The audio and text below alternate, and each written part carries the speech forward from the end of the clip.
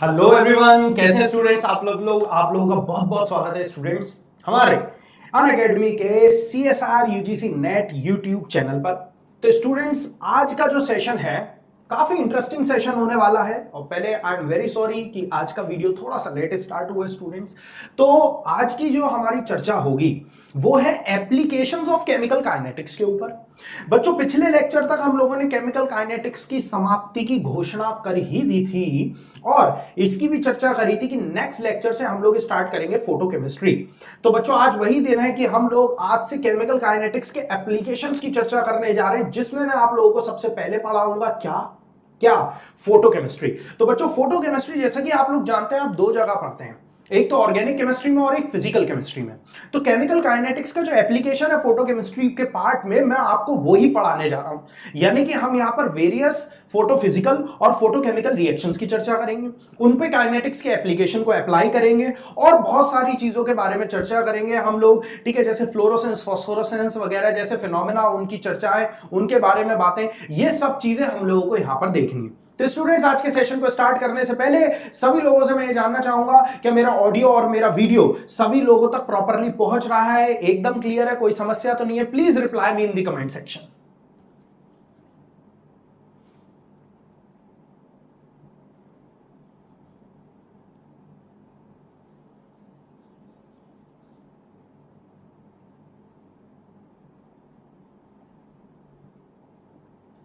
Is it clear to everyone?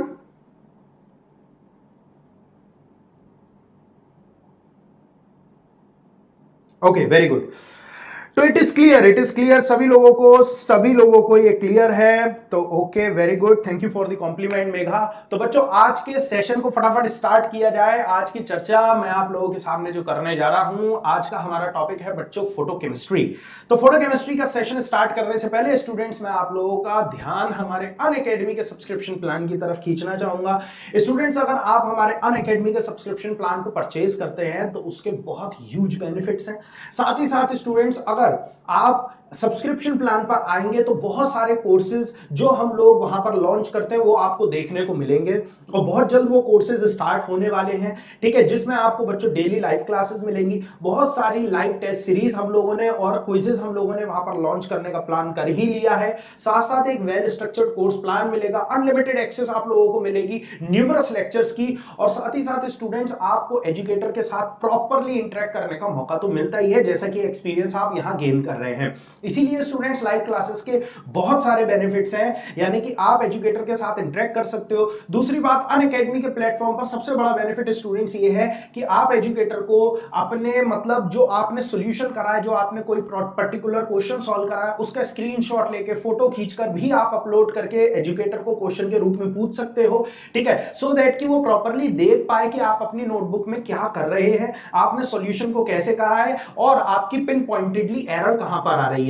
तो ऐसे ढेर सारे बेनिफिट हम लोगों को स्टूडेंट्स वहां पर मिलते हैं। तो इसीलिए स्टूडेंट्स, अनअकैडमी ने बहुत ही सस्ते दामों में, बहुत ही अफोर्डेबल प्राइसेस में अपने कोर्सेज लॉन्च कर रखे हैं, जो इंडिया का कोई भी स्टूडेंट इजीली खरीद सकता है अगर वो दिल लगाकर पढ़ना चाहता है, क्योंकि जो प्लान्स हैं उनके प्राइसेस बहुत ही लो रेट पर हैं और जो स्टूडेंट इतना प्राइस एक साथ नहीं भी दे सकते वो भी इस प्लान को अफोर्ड कर सकते with the help of no cost EMI option. तो स्टूडेंट्स, आप यहां पर ईएमआई का ऑप्शन अप्लाई कर सकते हैं, उसके थ्रू आप लोग अपने कोर्सेज को परचेज कर सकते हैं। और जब सब्सक्रिप्शन प्लान परचेज करें तो नीचे दिया हुआ मेरा कोड AMAN इस्तेमाल करना ना भूलें, क्योंकि ये आपको एडिशनल 10% का भी डिस्काउंट दिलाएगा। तो बच्चों, आज के सेशन में मैं आप लोगों के समक्ष जो चर्चा करने जाता हूं वो मेरी है फोटोकेमिस्ट्री की। और बच्चों, जैसे आप लोगों के सामने ये वर्ड इस्तेमाल होता है, ठीक है, जैसे हमारे सामने शब्द आता है ना फोटोकेमिस्ट्री, तो इसमें एक वर्ड है फोटो और दूसरा वर्ड है केमिस्ट्री। तो बच्चों, फोटो वर्ड यहां पर इस्तेमाल तो किया गया है क्योंकि ये आया है हमारा फोटोन से, ठीक है, फोटोन से, और इससे रिलेटेड यानी कि जो हम केमिस्ट्री में अपनी ऑब्जर्वेशन लाने जा रहे हैं। अब ये यहां पर ऐसा नहीं है बच्चों की सिर्फ और सिर्फ हम लोग फोटोन की ही चर्चा करते हैं, नहीं, हम यहां पर वेरियस टाइप्स ऑफ रेडिएशन से होने वाली रिएक्शंस की चर्चा करेंगे। जैसे बच्चों, मैं आपको बताना चाहूंगा कि आप सभी लोगों ने सुना होगा फोटोकेमिकल रिएक्शंस के बारे में। तो वो ऐसी रिएक्शंस होती हैं जो कि लाइट सेंसिटिव होती हैं। क्या आप सभी लोगों ने एक बात पर फोकस करा है, ठीक है। देखो बच्चों, कभी ना कोई बीमार तो पड़ता ही है। ठीक है, आपके घर में कभी कोई बीमार पड़ा होगा या आप भी बीमार पड़े होंगे, कभी आपको फीवर या कोल्ड कफ वगैरह इस जैसी कोई ना कोई छोटी मोटी बीमारी बच्चों लगी होगी। तो आपने नोटिस किया होगा कि आप जो मार्केट से सिरप लेकर आते हैं या टैबलेट वगैरह लेकर आते हैं, वो जिस तरीके से पैक्ड होती हैं, तो आप लोगों ने देखा होगा कि कई बार ऐसा होता है कि कुछ जो बॉटल्स होती हैं वो काफी डार्क कलर की होती है और कुछ बॉटल्स जो होती हैं वो ट्रांसपेरेंट होती है। So there is a logic behind it, यानी कि कोई पर्टिकुलर कफ सिरप है या कोई सा भी सिरप है, उसको अगर किसी डार्क बॉटल के अंदर पैक किया गया है तो उसके पीछे एक रीजन है।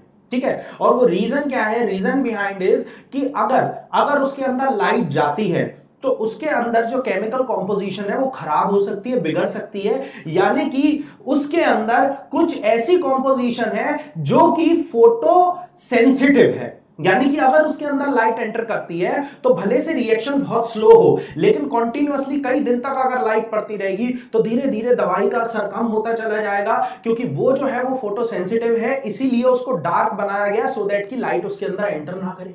बहुत सारे आप लोगों ने टैबलेट के अपर लेयर की कवरिंग देखी होगी कि कुछ की तो ट्रांसपेरेंट होती है, आपको साफ साफ टैबलेट दिखाई दे रही होती है, और कुछ के ऊपर बहुत ज्यादा एकदम ग्रे कलर की लेयर चढ़ी होगी या ब्राउन कलर की या डार्क ब्लैक कलर की, इस तरीके की लेयर्स चढ़ी हुई होती हैं।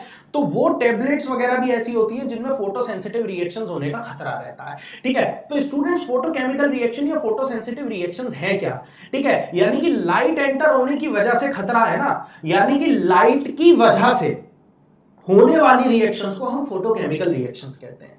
ठीक है, अब वहां पर अब हम तो सिर्फ विजिबल रीजन की लाइट को ऑब्जर्व कर रहे हैं ना, लेकिन ऐसा नहीं है कि सिर्फ विजिबल रीजन की ही लाइट से रिएक्शंस होती हैं। रिएक्शंस बहुत सारे अलग अलग तरीके के रेडिएशन से हो सकती हैं, और उन्हीं जैसी रिएक्शंस की डिटेल में चर्चा हमें यहां पर करनी है, उन्हीं के मैकेनिज्म को हमें डील करना है और देखना है कि केमिकल काइनेटिक्स का एप्लीकेशन उन तरीके की रिएक्शंस में किस तरीके से लगता है। तो आइए स्टूडेंट्स, इसकी चर्चा को हम स्टार्ट करें और आगे बढ़ाएं, और चैप्टर को स्टार्ट करने में जो सबसे सहायक है वो है रेडिएशंस, वो है वेरियस टाइप के रेडिएशंस। तो आज आप लोगों को सबसे पहले मैं रेडिएशंस के बारे में ही बताना चाहूंगा। ठीक है स्टूडेंट्स, तो आप सभी लोग मेरे साथ साथ सबसे पहले हेडिंग डालेंगे रेडिएशंस। आप सभी लोग साथ साथ मेरे सामने डालेंगे रेडिएशंस। ठीक है, हाँ, तो अब बच्चों, अगर हम लोग रेडिएशंस हेडिंग डालें तो बहुत ध्यान से देखिएगा, बहुत ध्यान से देखिएगा। एको हो रहा है। ओके बेटा, एक मिनट रुको, I will try to fix it. मैं देखता हूं, कभी कभी बच्चों बीच में होता है फिर वो सडनली ठीक हो जाता है।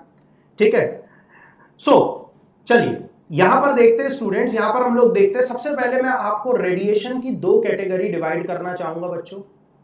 एक कैटेगरी में बच्चों मैं आप लोगों को बताऊंगा ऐसे रेडिएशंस जो कि हमारे इलेक्ट्रोमैग्नेटिक टाइप के होते हैं, यानी कि electromagnetic radiations.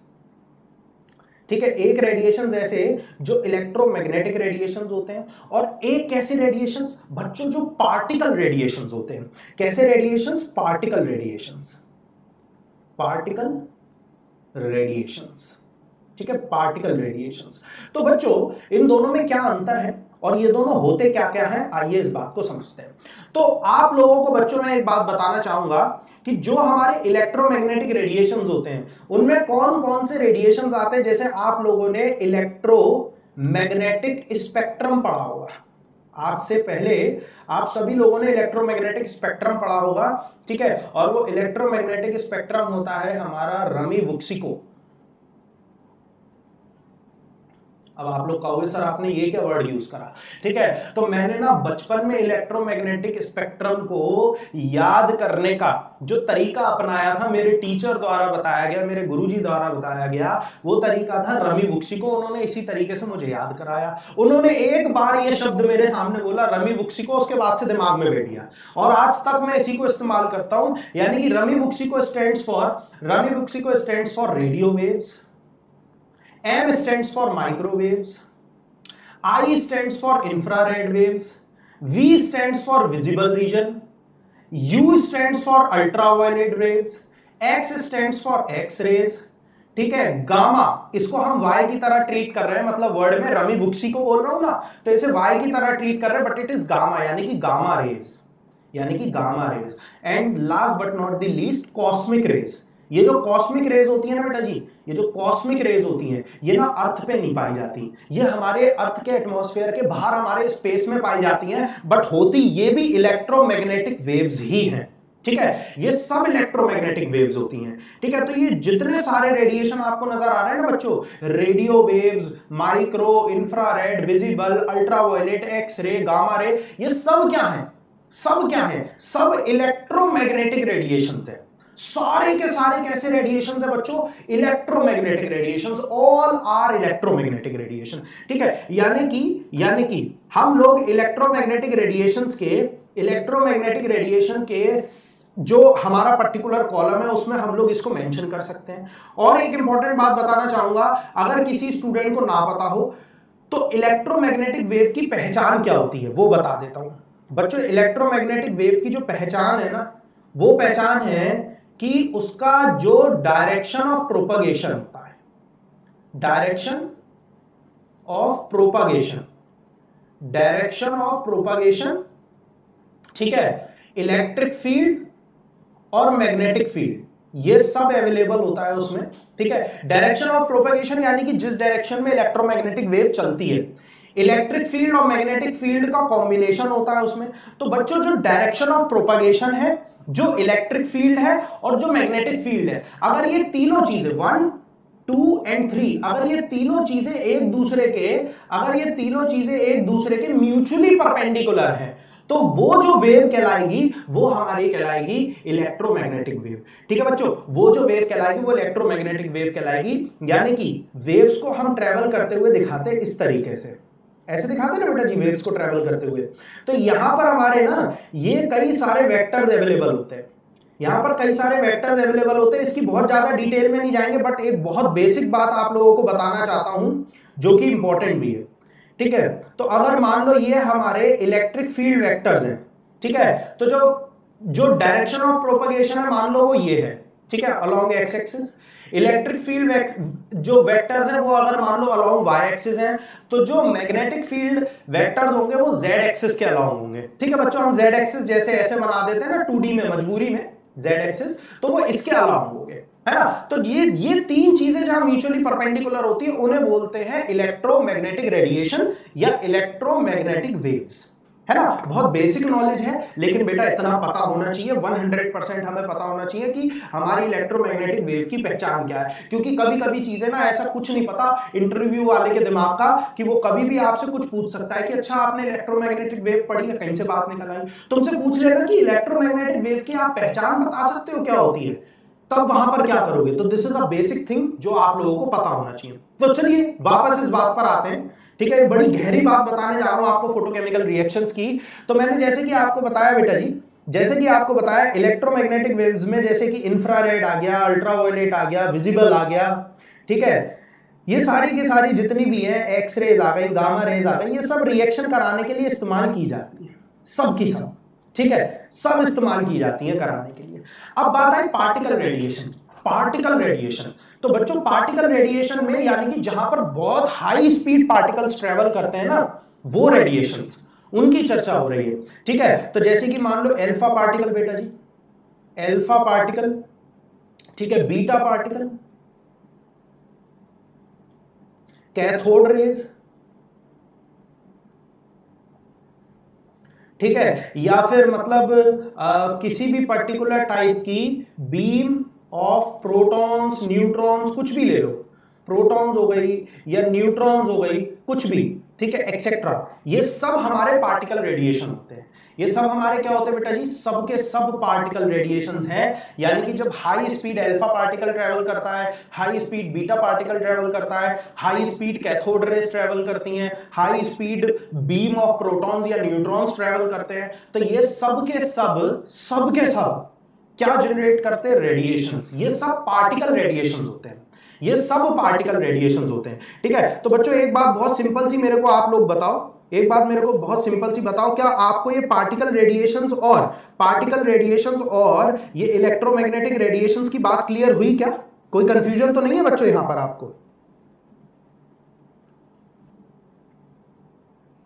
Is it clear to everyone what are electromagnetic radiations and what are particle radiation and what is the basic difference between the two?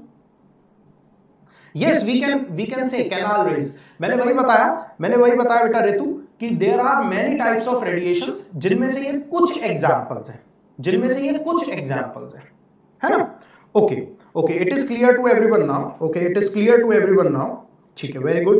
Now when we move towards the photochemical reactions, जब हम लोग photochemical reactions के तरफ बढ़ते हैं, ठीक है, so we have to distinguish between some types of photochemical reactions. कैसे हमें करना चाहिए? ध्यान दें, मेरी बात को बहुत ध्यान से सुनना बच्चों।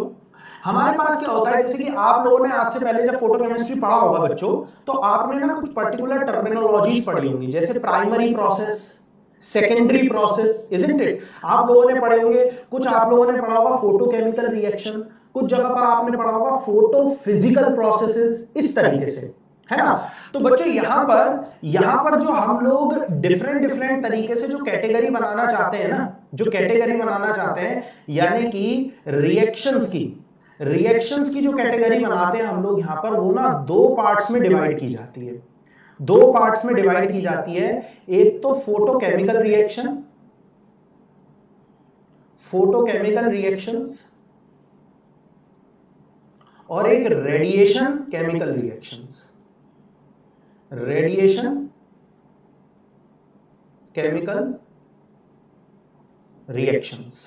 ठीक है? रेडिएशन केमिकल रिएक्शन, इसका मीनिंग क्या है? Why we are distinguish between the two? बहुत ध्यान से समझो बच्चों, मेरी मतलब सारी बातों को सुनते चले जाना, लास्ट में बेहतरीन कनेक्टिविटी होगी इनके बीच में। अब देखो यहां पर क्या है कि हमने दो प्रकार से रिएक्शन को डिवाइड करने की कोशिश करी है। सब कुछ है फोटोकेमिकल टाइप की रिएक्शंस का ही, है ना? बस लेकिन उनमें भी हम लोगों ने दो कैटेगरी डिवाइड कर ली जानबूझकर, एक तो फोटोकेमिकल रिएक्शन, एक रेडिएशन केमिकल रिएक्शंस। अब फोटोकेमिकल रिएक्शंस कौन सी हैं? फोटोकेमिकल रिएक्शंस वो रिएक्शंस कैसी रिएक्शंस, यानी कि वो रिएक्शन जिन रिएक्शंस को हम इलेक्ट्रोमैग्नेटिक वेव्स की मदद से करा सके, है ना? यानी कि यहां पर जो यूज होने वाले रेडिएशन है, ठीक है, यहां पर जो यूज होने वाले रेडिएशन है वो है इलेक्ट्रोमैग्नेटिक रेडिएशंस। कौन से रेडिएशन एवरीवन? इलेक्ट्रोमैग्नेटिक रेडिएशन, यानी कि जो हाई एनर्जी एक्स रेज होती हैं, ठीक है, या फिर जो हाई एनर्जी गामा रेज होती हैं, ठीक है, या फिर जो हमारी अल्ट्रावायलेट रेज हो गई, ठीक है, जो हमारी यूवी रेज हो गई, अल्ट्रावायलेट रेज हो गई, इन जैसी रेज से होने वाली रिएक्शंस को हम लोगों ने फोटोकेमिकल रिएक्शंस की कैटेगरी में रखा है अभी, है ना? इसके बाद आ जाती है हमारी रेडिएशन केमिकल रिएक्शंस। तो रेडिएशन केमिकल रिएक्शंस यानी कि जहां पर हाई एनर्जी रेडिएशंस की जरूरत पड़े, जहां पर किनकी जरूरत पड़े? हाई एनर्जी रेडिएशंस की। तो जो इलेक्ट्रोमैग्नेटिक रेडिएशन है, यानी कि X ray, gamma ray, ultraviolet रे, इनकी जो एनर्जी होती है वो रेडिएशन वाले जो हमारे मतलब पार्टिकल रेडिएशंस होते हैं उनसे कम एनर्जी होती है इनकी जो एनर्जी है, जो हमारे पार्टिकल रेडिएशंस होते हैं उनसे कम एनर्जी होती है इनकी। तो पार्टिकल रेडिएशंस और इलेक्ट्रोमैग्नेटिक रेडिएशन में एनर्जी किसकी ज्यादा है? पार्टिकल रेडिएशन की। इमेजिन करो बच्चों ध्यान से, एक एग्जांपल ले लो, जैसे कि हीलियम न्यूक्लियस है He+2, ठीक है, हीलियम न्यूक्लियस को क्या बोलते हैं हम लोग? Alpha particle.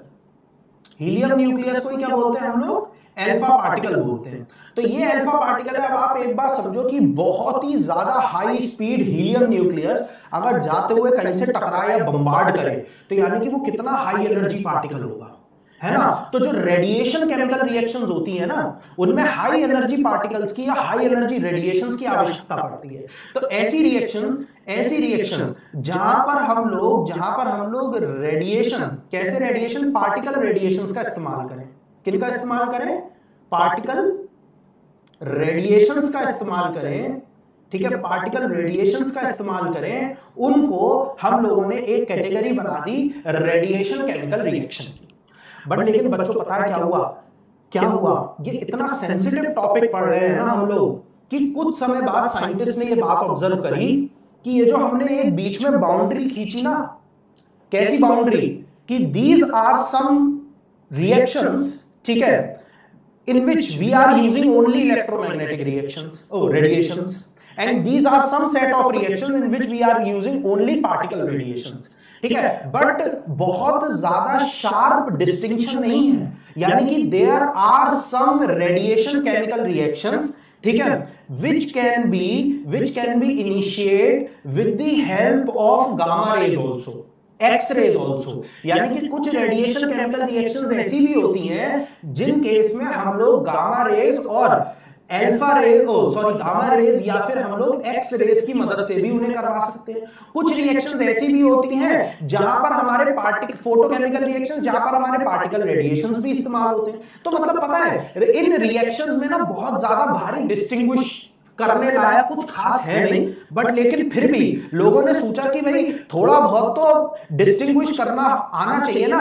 कि कुछ ऐसी रिएक्शन हो जो कम एनर्जी से हो जाए, कुछ ऐसी रिएक्शन हो जिन्हें कराने के लिए ज्यादा ही एनर्जी की जरूरत पड़े, तो उनके कुछ सेट बना लो। तो हम लोगों ने फोटोकेमिकल रिएक्शन और रेडिएशन केमिकल रिएक्शन के सेट बना लिए, है ना। जल्दी, मतलब पता है बहुत सेंसिटिव बातें हैं बच्चों जो आज के टॉपिक में यूज करूंगा, तो मुझे हर स्टेप पर बताते रहिएगा कि आपको चीजें क्लियर हो रही है या नहीं हो रही है, ठीक है। तो please let me know is it clear to everyone, ठीक है। जल्दी से बताओ कि ये आपको ये बात मतलब माइंड में हिट हो रही है कि फोटोकेमिकल रिएक्शन और रेडिएशन केमिकल रिएक्शन में क्यों बांटा हमने, कुछ क्लियर हो रहा है?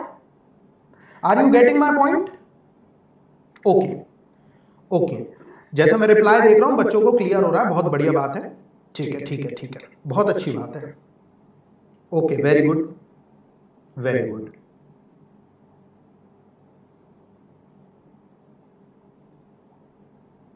ओके बच्चों, तो चलिए अब यहां पर बच्चों इन्हीं पर्टिकुलर रिएक्शंस में, इन्हीं पर्टिकुलर जो हम लोगों ने फोटोकेमिकल रिएक्शंस हम लोगों ने यहां पर करी, ठीक है, यहां पर हम लोग एक पॉइंट और यूज कर सकते हैं कि low energy radiation are used, low energy radiations are used, क्योंकि एग्जाम में तो कुछ भी पूछ सकता है ना बच्चों, और यहां पर यूज कर सकते हैं हम लोग high energy radiations are used, high energy radiations are used, ठीक है, ये बात बहुत सही है।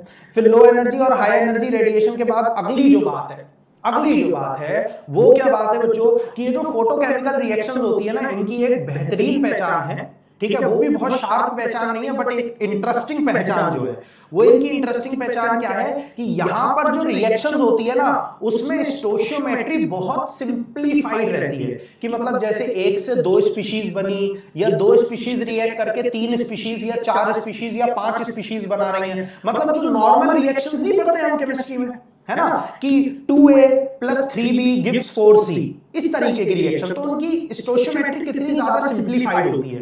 तो यानी कि in photochemical reaction the stoichiometry is simplified, है ना। तो यानी कि हम यहां पर जो मतलब यूज करेंगे कि सिंपल स्टोशियोमेट्री इन्वॉल्व होती है, ठीक है, सिंपल मतलब स्टोशियोमेट्री इन्वॉल्व होती है,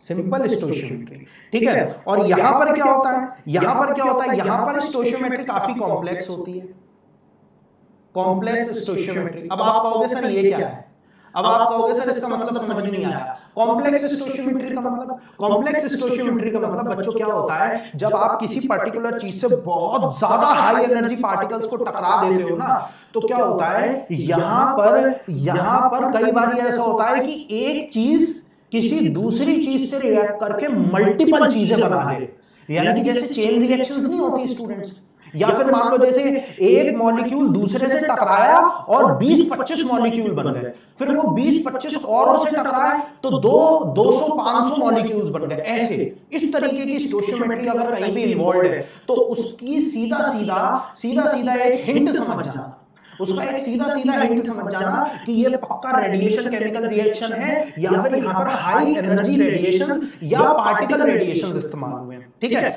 what I am saying please try to understand, in radiation chemical reactions we generally observe complex stoichiometry. Complex stoichiometry stands for a molecule reacts with another molecule, ठीक है, to give numerous species, ठीक है, to give numerous species and so on, ठीक है। तो we observe complex stoichiometry in case of radiation chemical reactions, ठीक है। यहां पर बच्चों आप सब लोग ये बात को लिखो, यहां पर जल्दी से इस बात को लिखिए, सब लोग जल्दी से इस बात को लिखिए।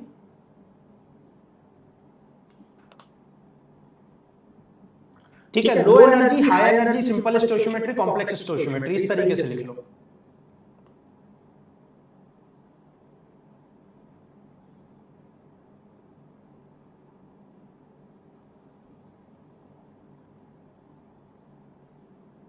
Done everyone, done.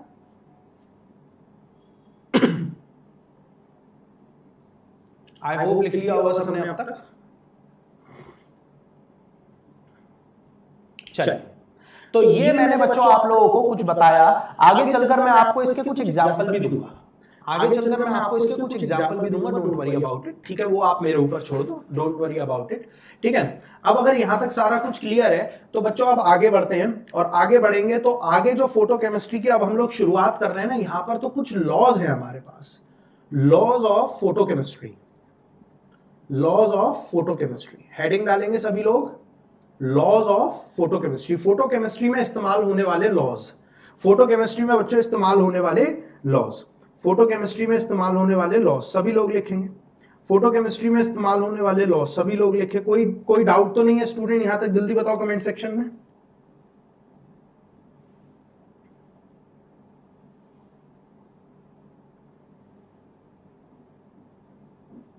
ओके,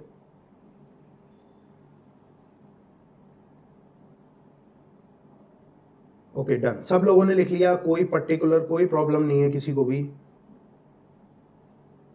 नहीं बेटा, जैसे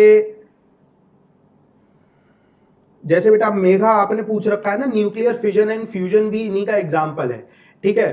तो मैं आपको यहां पर बताना चाहूंगा कि न्यूक्लियर फिशन और फ्यूजन को हम यहां कुछ ही पर्टिकुलर केस में इंक्लूड कर सकते हैं, जो रेडिएशन केमिकल रिएक्शंस वाली मैं बात कर रहा हूं ना, है ना। फोटोकेमिकल वाले केस में नहीं आ सकते। जो रेडिएशन केमिकल वाला जो हमारा सेक्शन है उसमें हम कुछ न्यूक्लियर रिएक्शंस को इन्वॉल्व कर सकते हैं, वो बात बिल्कुल ठीक है बेटा, ठीक है। मेघा ने और ऋतु ने ये क्वेश्चन पूछ रखा है, तो बच्चों आपके ये क्वेश्चंस के आंसर थे, ठीक है। तो चलिए सबसे पहला लॉ लिखेंगे। सबसे पहला लॉ होता है Grotthuss Draper law, Grotthuss Draper law, Grotthuss Draper law लिख लीजिए, ग्रोथस ड्रेपर लॉ, ठीक है, ग्रोथस ड्रेपर लॉ, ठीक है। जहां तक है ग्रोथस में डबल टी और डबल एस आता है, मुझे जो ध्यान है, ठीक है, देख लेना स्पेलिंग में। किसी बेचारे साइंटिस्ट ने जिसने हमें इतना कुछ दिया उसकी स्पेलिंग गलत नहीं लिखनी चाहिए, वो ऊपर से बैठ के रो रहा होगा, ठीक है। तो चलिए ग्रोथस ड्रेपर लॉ पढ़ते हैं बच्चों। ये मतलब one of the first laws of photochemical reactions का माना जाता है, फोटोकेमिस्ट्री का माना जाता है। और ये क्या कहता है? ये कहता है for any photochemical reaction, for any photochemical reaction or a photophysical process, or a photophysical process, photochemical reaction or a photophysical process to occur, the radiation must be absorbed first, the radiation must be absorb first. तो बच्चों यहां पर क्या हुआ? यहां पर आप लोग सब लोग मेरी बात को ध्यान से देखें कि ये लॉ क्या कह रहा है। भले से आपको सुनने में ये चीज बहुत आसान लग रही होगी, बट लेकिन बच्चों उस समय पर जब ये लॉ दिया गया था तो इसकी भारी महत्व था। तो यहां पर क्या कहा ग्रोथस और ड्रेपर ने? क्या कहा? ग्रोथस और ड्रेपर का कहना था कि दुनिया की किसी भी फोटोकेमिकल रिएक्शन के होने के लिए, किसी भी दुनिया की फोटोकेमिकल रिएक्शन के होने के लिए, और साथ ही साथ किसी फोटोफिजिकल प्रोसेस के होने के लिए सबसे पहले रेडिएशन का अब्सॉर्ब होना जरूरी है। सबसे पहले रेडिएशन का अब्सॉर्ब होना जरूरी है। कहने का मतलब क्या है? कहने का मतलब क्या है? फॉर एग्जाम्पल के तौर पर आप लोग समझें, कई लोगों के दिमाग में यह भी होगा कि सर अब ये फोटोफिजिकल प्रोसेस क्या है, मैं सब बता रहा हूं। आप ऐसे समझो बच्चों, ए कोई रिएक्टेंट है ना। अब इस पर आपने क्या करा? इस पर आपने लाइट डाली, एच न्यू, है ना, कुछ रेडिएशन डाले, तो रेडिएशन अब्सॉर्ब करते ही ये अपनी एक्साइटेड फॉर्म में चला जाएगा। Isn't it? सब एग्री करते हो? है ना। रेडिएशन, रेडिएशन यानी कि radiation is as it is energy, ठीक है। तो जैसे ही रेडिएशन गिरा किसी पर्टिकुलर स्पीशीज पर, तो रेडिएशन यानी कि एनर्जी अब्सॉर्ब करेगा, एनर्जी अब्सॉर्ब करके यानी कि हाई एनर्जी पे चला जाएगा। और हाई एनर्जी पे जाने का मतलब क्या है? हाई एनर्जी पर जाने का मतलब है, सिंपल सी बात है, हाई एनर्जी पे जाने का मतलब वो अपनी एक्साइटेड स्टेट में चला गया।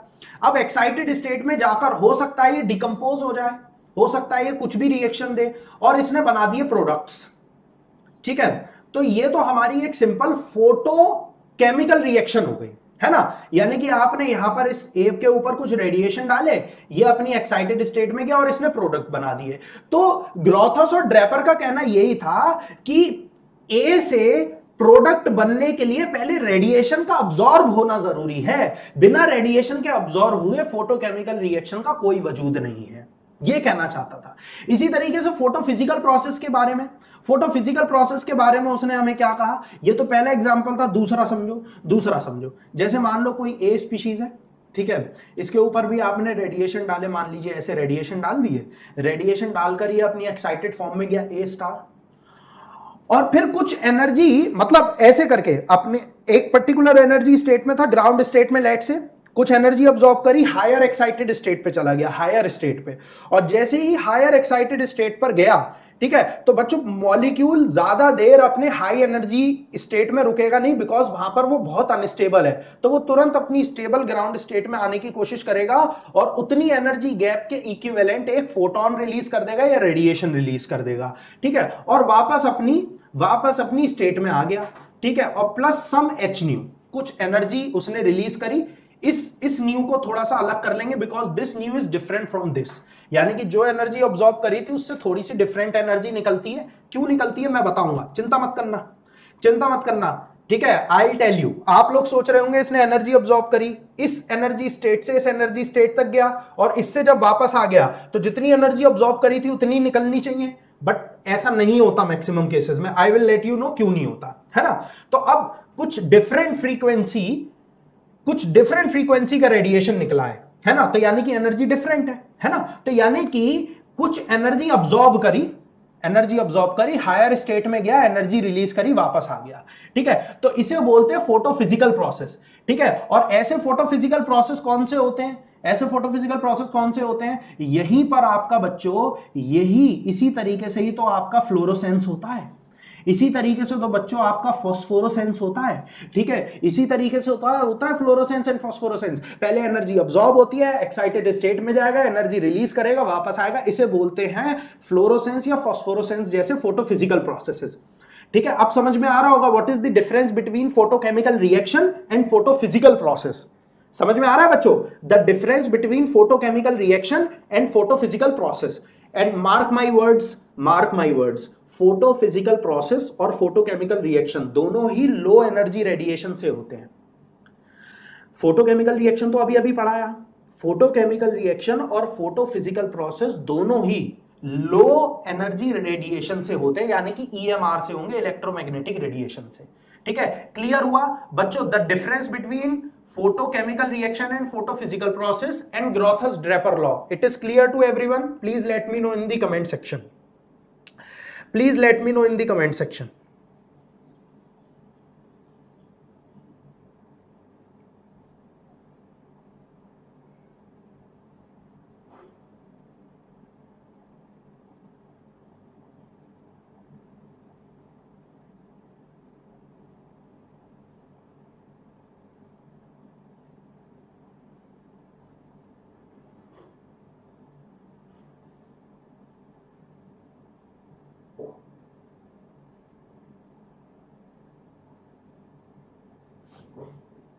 ओके वेरी गुड, सबको क्लियर है, सबको क्लियर है बच्चों।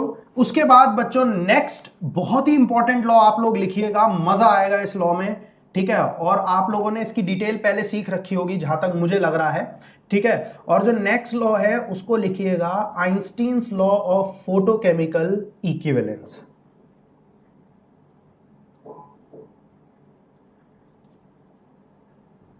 फोटोकेमिकल इक्विवेलेंस,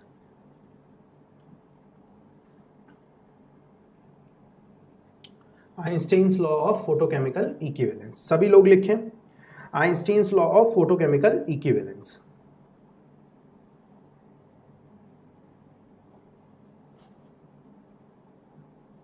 चलिए, तो बच्चों Einstein's law of photochemical equivalence में मैं आप लोगों को समझाना चाहूंगा, बहुत प्यारा लॉ है, बहुत बढ़िया लॉ। और पता है रियलिटी बताऊं, इस लॉ के अंदर जो आपको एक महत्वपूर्ण बात बताने वाला हूं वो आप सब लोगों ने पता है एक जगह सीख रखी है। पता है कहां सीखी है आप लोगों ने? ठीक है, एक बहुत ही बढ़िया प्रोसेस में। ठीक है, कौन सा प्रोसेस? Photo electric effect. याद है फोटो इलेक्ट्रिक इफेक्ट भी हमारे आइंस्टीन ने ही दिया था। ठीक है, ही वॉज अ जीनियस। ठीक है, आइंस्टीन ने ही फोटो इलेक्ट्रिक इफेक्ट भी दिया था। तो आइए Einstein law of photochemical equivalence पर फोकस करते हैं, because it is directly related to photo electric effect. अब बच्चों आप सब लोग मेरी बात बहुत ध्यान से सुनना, बहुत ध्यान से सुनना, इधर देखिएगा। मान लीजिए कोई हमारा रिएक्शन चेंबर है, जिस रिएक्शन चेंबर में हमारे कुछ मॉलिक्यूल्स हैं जिनसे फोटोकेमिकल रिएक्शन अपने को करानी है ना। तो इस रिएक्शन चेंबर में हमने कुछ इलेक्ट्रोमैग्नेटिक रेडिएशन डाले, लेट से कुछ भी रेडिएशन डाले। ठीक है, और रेडिएशन डालकर हम लोगों को क्या कराना था? रिएक्शन करानी थी। रेडिएशन डालकर हम लोगों को क्या कराना था? रिएक्शन करानी थी। बच्चों में आप लोगों का ध्यान थोड़ा सा डुअल नेचर ऑफ लाइट के ऊपर या dual nature of electromagnetic radiation के ऊपर खींचना चाहूंगा। तो हमारे साइंस के जगत में सबसे पहले बहुत ही प्यारे तरीके से मैक्स प्लांक ने एक्सप्लेन किया था कि हमारे इलेक्ट्रोमैग्नेटिक रेडिएशन का भी डुअल बिहेवियर होता है ना। और फिर उसके बाद में कई सालों बाद फोटो इलेक्ट्रिक इफेक्ट के जरिए आइंस्टीन ने हमें बताया कि हाँ बिल्कुल ठीक बात है कि जो इलेक्ट्रोमैग्नेटिक रेडिएशंस होते हैं उनमें पार्टिकल नेचर एग्जिस्ट करता है। बिल्कुल ठीक बात है, उसने हमें बताई ये बात।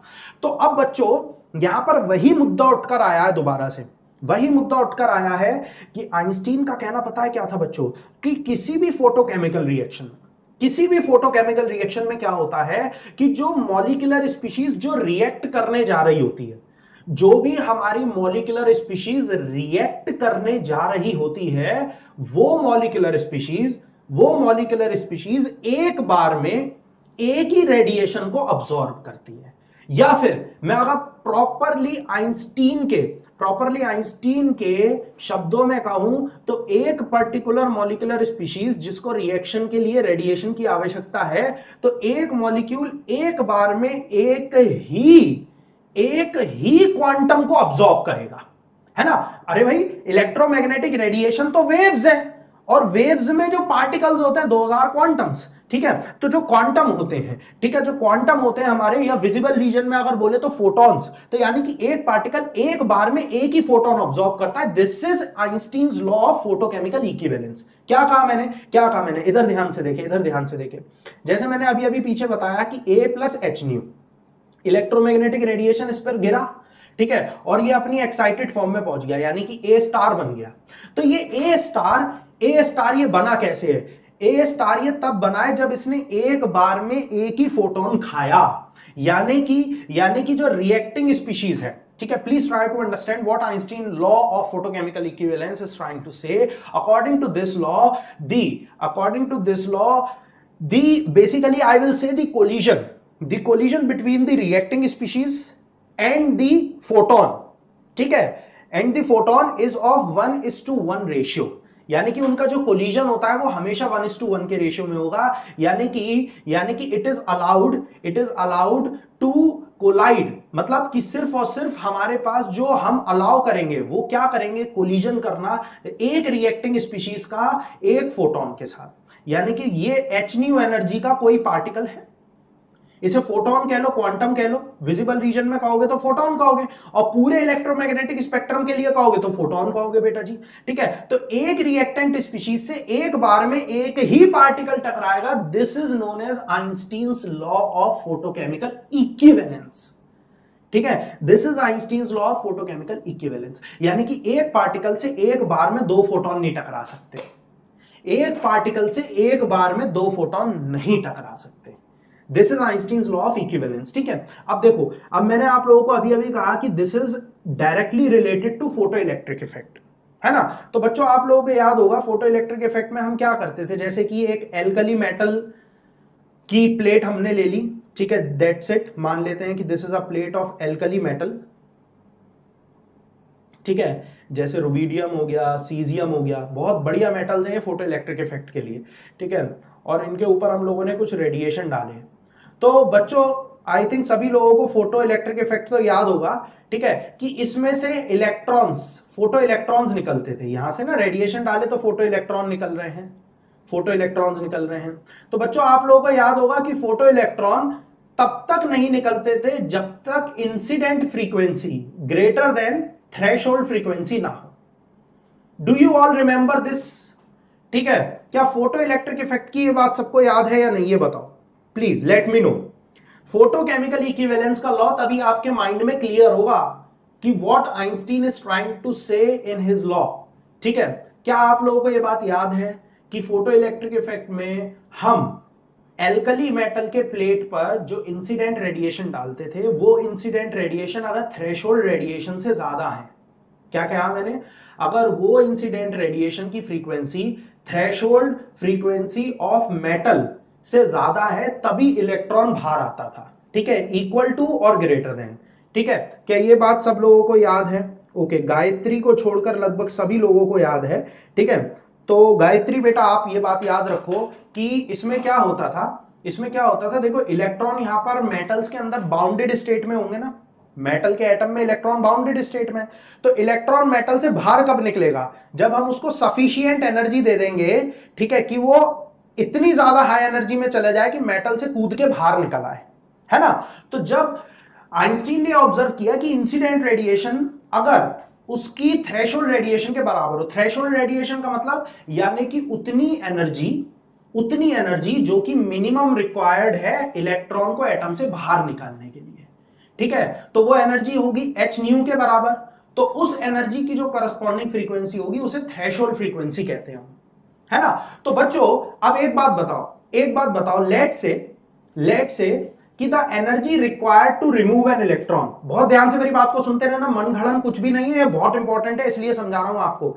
Energy required to remove an electron, energy required to remove an electron, to remove an electron, ठीक है, मान लो वो है 5 इलेक्ट्रॉन वोल्ट, ठीक है, और इंसिडेंट एनर्जी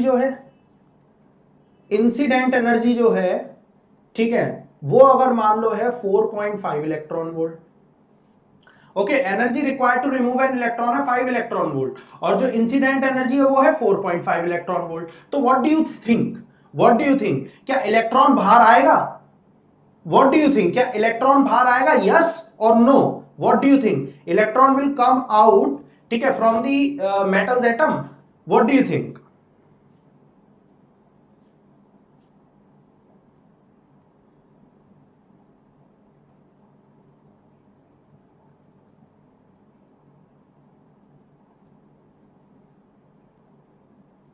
ओके, सबका कहना है कि मेटल से इलेक्ट्रॉन बाहर निकलकर नहीं आएगा।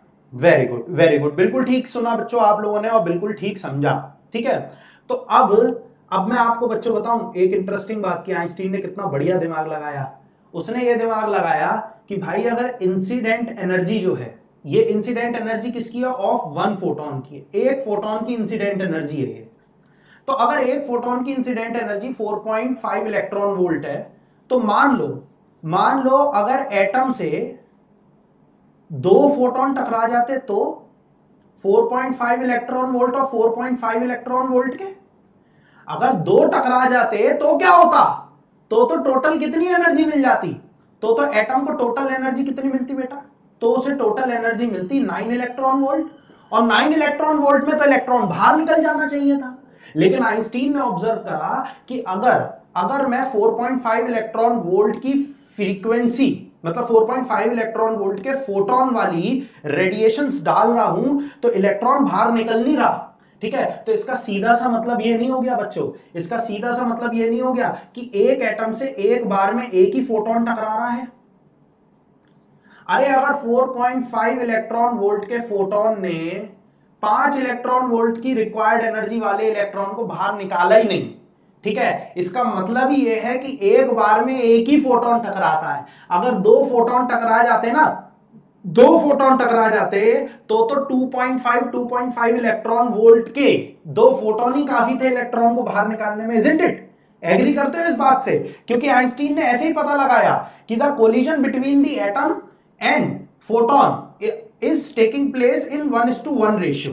ठीक है, एटम और फोटोन का जो कोलिजन हो रहा है वो 1:1 के रेशियो में हो रहा है। मेरी बात मानते हो? ठीक है, कि दो फोटोन इसका मतलब टकरा नहीं रहे, क्योंकि अगर 4.5 इलेक्ट्रॉन वोल्ट का फोटोन गिर रहा है और इलेक्ट्रॉन तब भी बाहर नहीं निकल रहा, यानी कि एक बार में एक ही फोटोन एब्जॉर्ब हो रहा। कितना बढ़िया दिमाग लगाया है ना? तो बच्चों ओके, हाँ, तो खुशबू ने कहा तब निकल जाता है मिड इलेक्ट्रॉन पर एक टाइम में एक ही कोलिजन होगा तो कुछ नहीं होना इससे। बिल्कुल ठीक बेटा Megha, yes yes yes, okay, everyone agree. So बच्चों this is what the equivalence theory is, this is what the equivalence law और द इक्विवेलेंस थ्योरी इज, कि the collision between the reacting species and the photon is taking place in 1:1 ratio.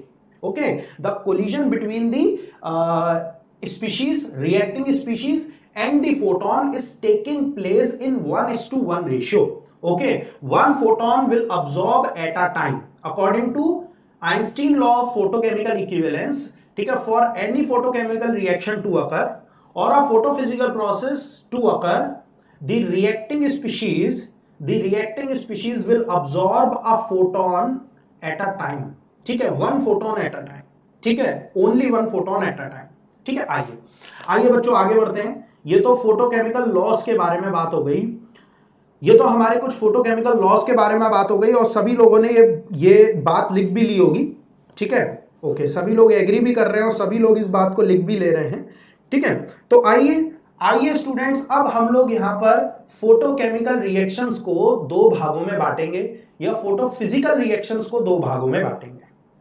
ठीक है, photochemical reactions को भी हम दो parts में divide कर सकते हैं, फोटोकेमिकल रिएक्शंस या फोटोफिजिकल प्रोसेसेस। फोटोकेमिकल रिएक्शंस या फोटोफिजिकल प्रोसेसेस को हम दो पार्ट्स में डिवाइड कर रहे हैं। ठीक है, हम उन्हें दो पार्ट्स में डिवाइड कर रहे हैं। ठीक है, और उनको हम लिखेंगे प्राइमरी और हेडिंग डालेंगे बच्चों सेकेंडरी। प्राइमरी और secondary, please everyone right it down, primary और सेकेंडरी। लिखिए, लिख लिया?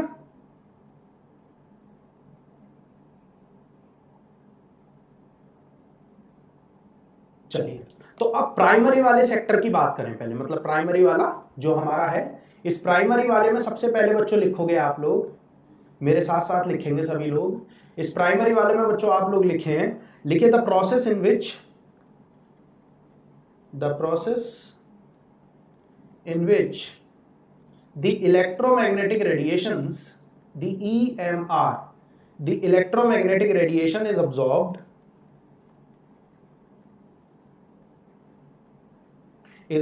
by a molecule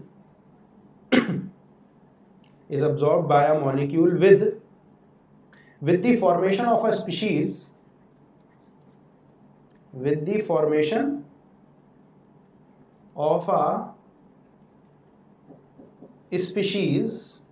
that undergo further reaction,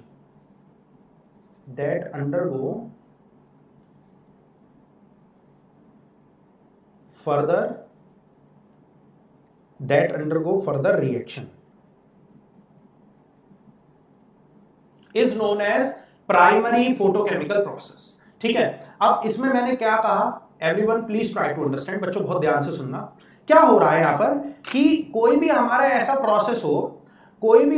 process हो जिसमें क्या हुआ कि एक रिएक्टिंग स्पीशीज थी, इलेक्ट्रोमैग्नेटिक रेडिएशन आए, इलेक्ट्रोमैग्नेटिक रेडिएशन उससे आकर टकराए, है ना, उसने फोटोन को ऑब्जॉर्ब किया, फोटोन को ऑब्जॉर्ब करके वो अपनी एक्साइटेड स्टेट में चला गया।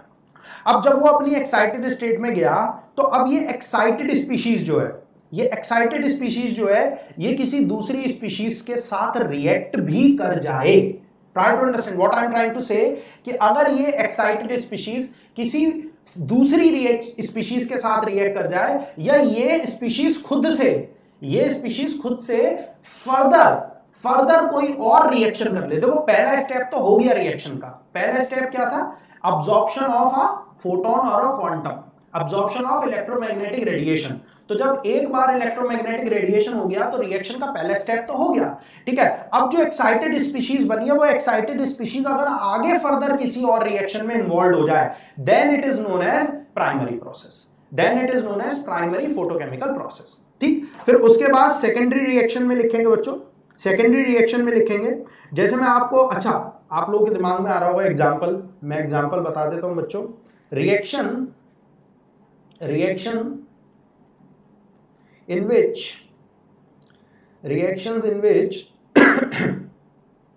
alkyl radicals are produced, alkyl radicals are produced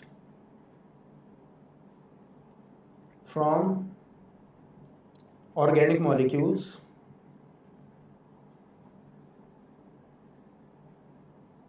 by the action of UV radiation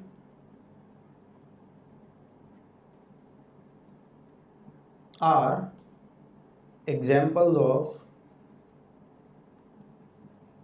photochemical primary process, PCPP, photochemical primary process, ठीक है।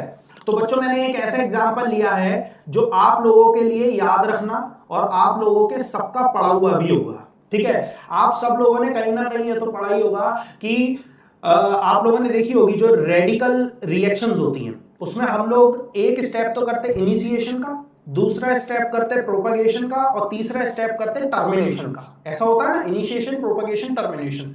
तो ऐसी रिएक्शंस जिनमें इनिशिएशन के नाम पर क्या बनता है, इनिशिएशन के नाम पर रेडिकल्स बनते हैं और फिर वो रेडिकल्स आगे फर्दर रिएक्ट कराते हैं, रेडिकल बने, रेडिकल आगे फर्दर रिएक्ट कर रहे हैं, फिर वो जो फर्दर आगे रिएक्ट कर रहे हैं रेडिकल और फिर रिएक्शन को टर्मिनेट कर दिया जाए, तो ऐसी रिएक्शंस जो हैं, ठीक है, वो हमारी फोटोकेमिकल प्राइमरी प्रोसेस में आ रही हैं। बच्चों ये बातें आपको मैं क्यों बता रहा हूं, ये बातें मैं आपको इसलिए बता रहा हूं कि मान लो बाई चांस एग्जाम में कोई मैकेनिज्म आ जाए लिखा हुआ है ना, और उस मैकेनिज्म को लिखने के बाद वो पूछे कि this mechanism is an example of photochemical process, primary process, secondary process, etc. ऐसे पूछ ले, तो वहां पर आप जवाब देने के लायक रहोगे, ठीक है। तो प्लीज रिमेंबर कि ऐसी रिएक्शंस जिनमें हमारे कुछ पर्टिकुलर रेडिकल्स बन जाएं या आयंस बन जाएं एनर्जी अब्सॉर्ब करने के बाद, और फिर उसके बाद फर्दर और वो रिएक्शन में अगर पार्टिसिपेट कर सकते हैं, then it is known as photochemical primary process. अब लिखो सेकेंडरी प्रोसेस में। I hope it is clear to everyone, I hope it is clear to everyone.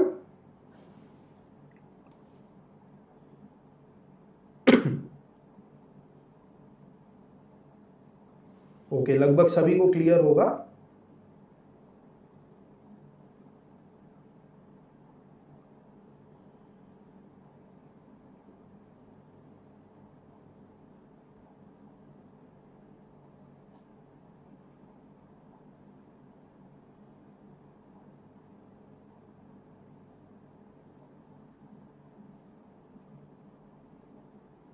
Okay okay, अब बच्चों सेकेंडरी प्रोसेस में हम लोग लिखेंगे the process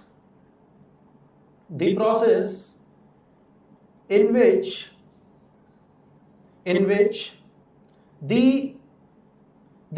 reacting species, the process in which the reacting species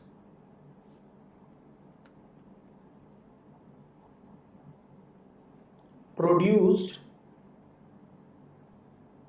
from primary process, बहुत important बात है, produce from primary process, ठीक है, are involve in some chain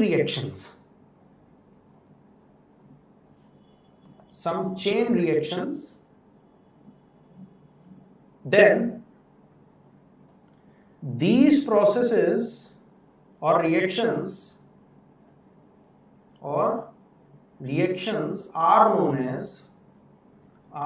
as photochemical secondary processes, photochemical secondary processes. क्या कहा मैंने, ध्यान से सुने, क्या कहा मैंने कहा कि जो प्राइमरी प्रोसेस से कोई रेडिकल या आयन वगैरह जो क्रिएट हुए, प्राइमरी प्रोसेस से मान लो कोई रेडिकल क्रिएट हुआ, try to understand, primary process से कोई रेडिकल क्रिएट हुआ।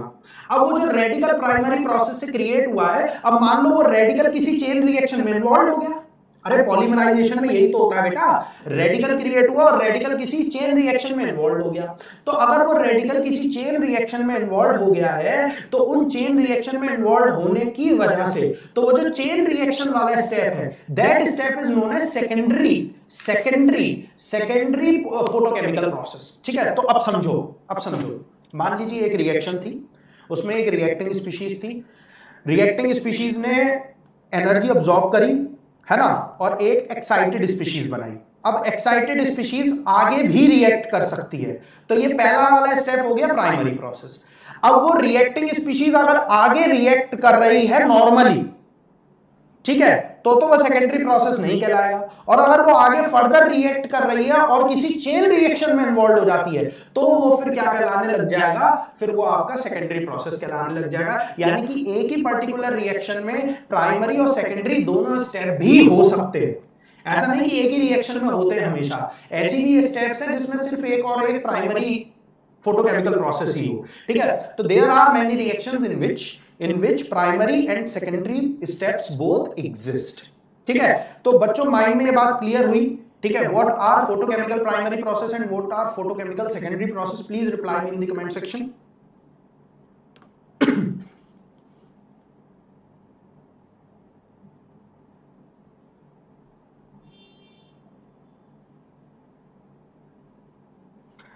Yes, Lakshmi, it is the experimental observation by Einstein. It is the experimental observation.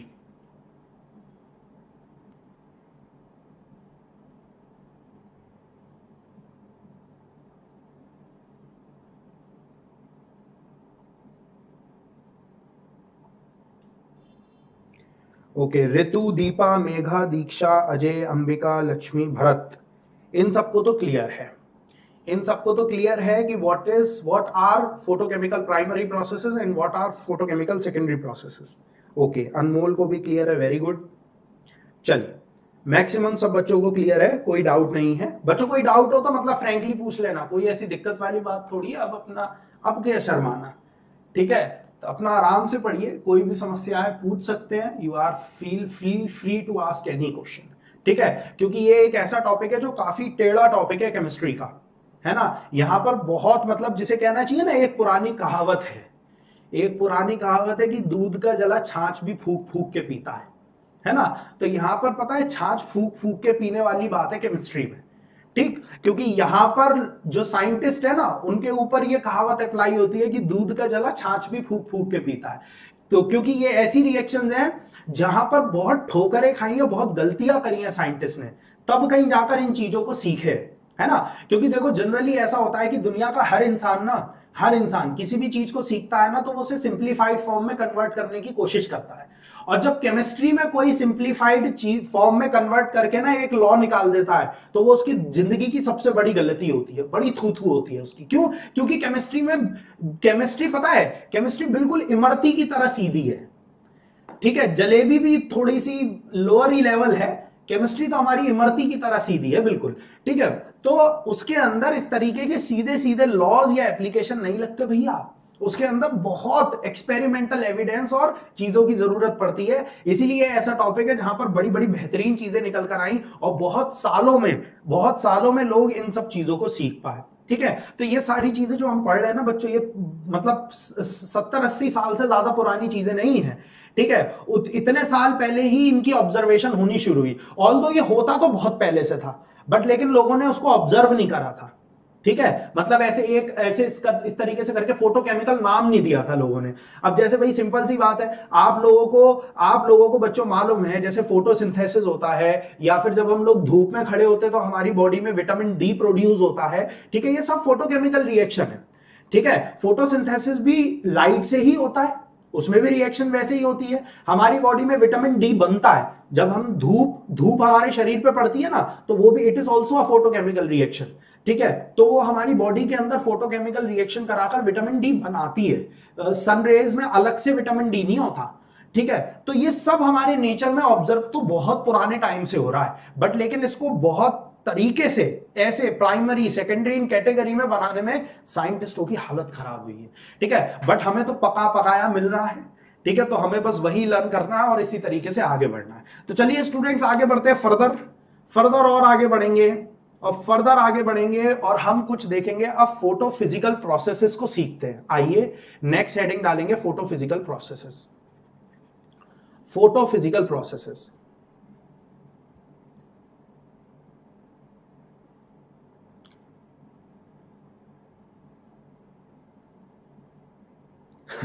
Okay, sure, Lakshmi. I will crack some jokes in English also. Okay. तो महक ने पूछा है sir जब chain reaction नहीं हुआ तो after primary उसको क्या बोलेंगे? बेटा कुछ नहीं, फिर वो सिर्फ प्राइमरी प्रोसेस ही रहेगा। That is only primary process, उसमें सेकेंडरी प्रोसेस है ही नहीं। That is only a primary process, that's it, है ना।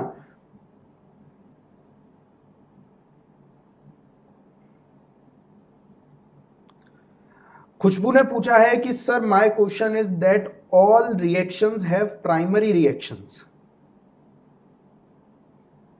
नहीं बेटा, आप थोड़ा सा गलत समझ रहे हो बेटा इसको। जो है खुशबू, मैंने क्या बताया? मैंने बताया कि अगर रेडिएशन अब्सॉर्ब हुआ और रेडिएशन अब्सॉर्ब होने के बाद कोई हमारी मतलब एक्साइटेड स्पीशीज बनी और वो अगर एक्साइटेड स्पीशीज आगे रिएक्ट कर सकती है तभी वो प्राइमरी प्रोसेस कहलाएगा। अब मान लो वो एक्साइटेड स्पीशीज आगे रिएक्ट कर ही ना पाए, है ना, तो वो वाला जो प्रोसेस है वो फिर प्राइमरी प्रोसेस ही नहीं कहलाएगा ना बेटा। It is very important that excited species must involve in any reaction. अगर वो किसी रिएक्शन में इन्वॉल्व ही नहीं हो रही, ठीक है, तो फिर वो आपका प्राइमरी प्रोसेस नहीं कहलाएगा खुशबू। ठीक है, तो सारी रिएक्शंस के लिए ऐसा नहीं कह सकते। ओके ओके, सो हाँ, अब मैं आप लोगों को बच्चों क्या कह रहा था, हेडिंग डालेंगे photo physical processes. Photo physical processes, ठीक है, फोटो फिजिकल प्रोसेसेस। और फोटो फिजिकल प्रोसेसेस में सबसे पहली हेडिंग डालेंगे सभी लोग फ्लोरोसेंस। ठीक है, फोटो फिजिकल प्रोसेसेस में सबसे पहले हेडिंग डालेंगे फ्लोरोसेंस। मेघा ने पूछा सर माय डाउट सेकेंडरी में प्रोडक्ट भी रेडिकल ही होगा ना? बेटा जरूरी नहीं है, जरूरी नहीं है बेटा मेघा कि सेकेंडरी जो प्रोसेस हो रहा है उसमें मतलब प्रोडक्ट रेडिकल हो। मतलब सेकेंडरी प्रोसेस ऐसा है जैसे कि मतलब आपने जनरली तो रेडिकल ही मिलेगा। जैसे आपकी रिएक्शन हुई, एनर्जी अब्सॉर्ब करके रेडिकल बना और फिर वो रेडिकल आगे फर्दर चेन रिएक्शन में इन्वॉल्व हो गया, है ना, तो फिर वो चेन रिएक्शन के जो लास्ट जो हमारे प्रोडक्ट बनकर तैयार होंगे, इट इज नॉट नेसेसरी कि वो हमेशा रेडिकल ही हो। ठीक है, बट ज्यादातर केस में होते रेडिकल ही है ना, ये हम कह सकते हैं।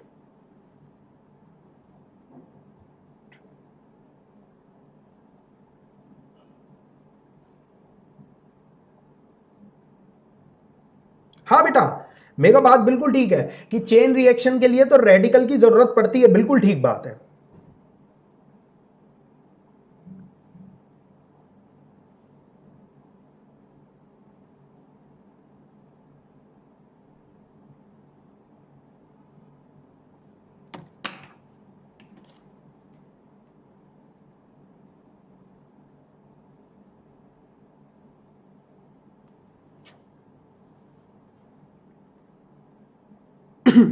खुशबू ने पूछा है so secondary must have primary reaction. हाँ बेटा, अगर सेकेंडरी प्रोसेस हो रहा है तो उसमें प्राइमरी जरूर मिलेगा, प्राइमरी तो आपको मिलेगा ही मिलेगा। हाँ बेटा बिल्कुल ठीक बात है मेघा, बेटा बिल्कुल ठीक बात है आपकी यहां पर। ये आपकी बात बिल्कुल ठीक है कि चेन के लिए तो रेडिकल की जरूरत पड़ती है। हाँ, मैंने यही तो कहा बेटा कि पहला स्टेप कराया, रेडिकल बना, फिर रेडिकल चेन रिएक्शन में इन्वॉल्व हो गया, फिर चेन रिएक्शन में इन्वॉल्व होने के बाद जो प्रोडक्ट बन रहा है, ठीक है, वो तो कुछ और हो सकता है ना, उसकी मैं बात कर रहा हूं। ठीक है, उसकी मैं बात कर रहा हूं।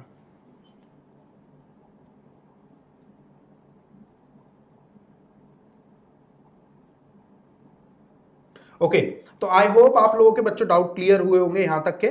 ठीक है, तो चलिए आगे चर्चा को आगे बढ़ाते हैं, चर्चा को आगे बढ़ाते हैं। और चर्चा को आगे बढ़ाने से पहले मैं आप लोगों के सामने एक बहुत इंपॉर्टेंट चर्चा जो है वो रखना चाहूंगा, बहुत इंपॉर्टेंट चर्चा रखना चाहूंगा। यानी कि जैसे कि मैंने फोटो फिजिकल प्रोसेस के बारे में बताया, तो एक मिनट रुकेंगे बच्चे, मैं जरा सा मुझे एक डेटा ढूंढना है, मैं एक डेटा ढूंढकर आपको मजेदार सी चीज बताऊंगा अभी। ओके चलिए, डेटा अभी मैं देखता हूं, मुझे कुछ और बुक्स में मिलेगा। ठीक है, चलो अभी फिलहाल फोटो फिजिकल प्रोसेस सबसे पहले लिखते हैं फ्लोरोसेंस। फ्लोरोसेंस एक डेटा ढूंढकर आपको अभी दूंगा मैं, वो इंटरेस्टिंग डेटा है, लेकिन पहले फ्लोरोसेंस फास्फोरेसेंस इन्हें समझते फिर देता हूं आपको, डेटा देता हूं। हाँ तो बच्चों फ्लोरोसेंस क्या होता है, फ्लोरोसेंस क्या होता है, बहुत ध्यान से सभी लोग सुनेंगे। ठीक है, फ्लोरोसेंस का पहले डेफिनेशन लिख लीजिए, उसके बाद I will explain to you. The excited molecule may emit radiation and pass into a lower energy state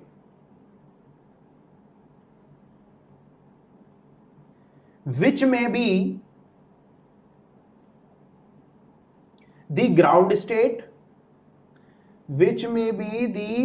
ground state, or a lower excited state,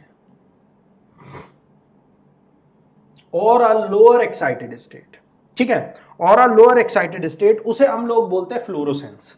उसे हम लोग बच्चों क्या बोलते हैं, फ्लोरोसेंस। कहने का मतलब क्या है, ध्यान से समझेंगे बच्चों, आप सभी लोग ध्यान से समझेंगे। ऐसा मान लीजिए, जैसे मान लीजिए ये हमारी ग्राउंड स्टेट है, ठीक है, ये हमारी ग्राउंड स्टेट है किसी भी पर्टिकुलर मॉलिक्यूल की, ठीक है। और ग्राउंड स्टेट भी बच्चों कैसी है, सिंगलेट। अभी बताऊंगा सिंगलेट और ट्रिपलेट क्या होता है, डोंट वरी।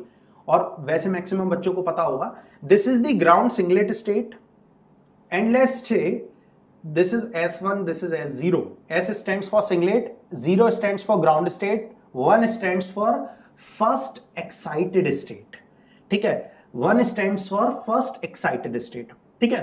तो let's say if the excitation takes place from ground to first, okay, ground state से first excited state तक का excitation हुआ, ठीक है, और फिर ये वापस आया नीचे, ठीक।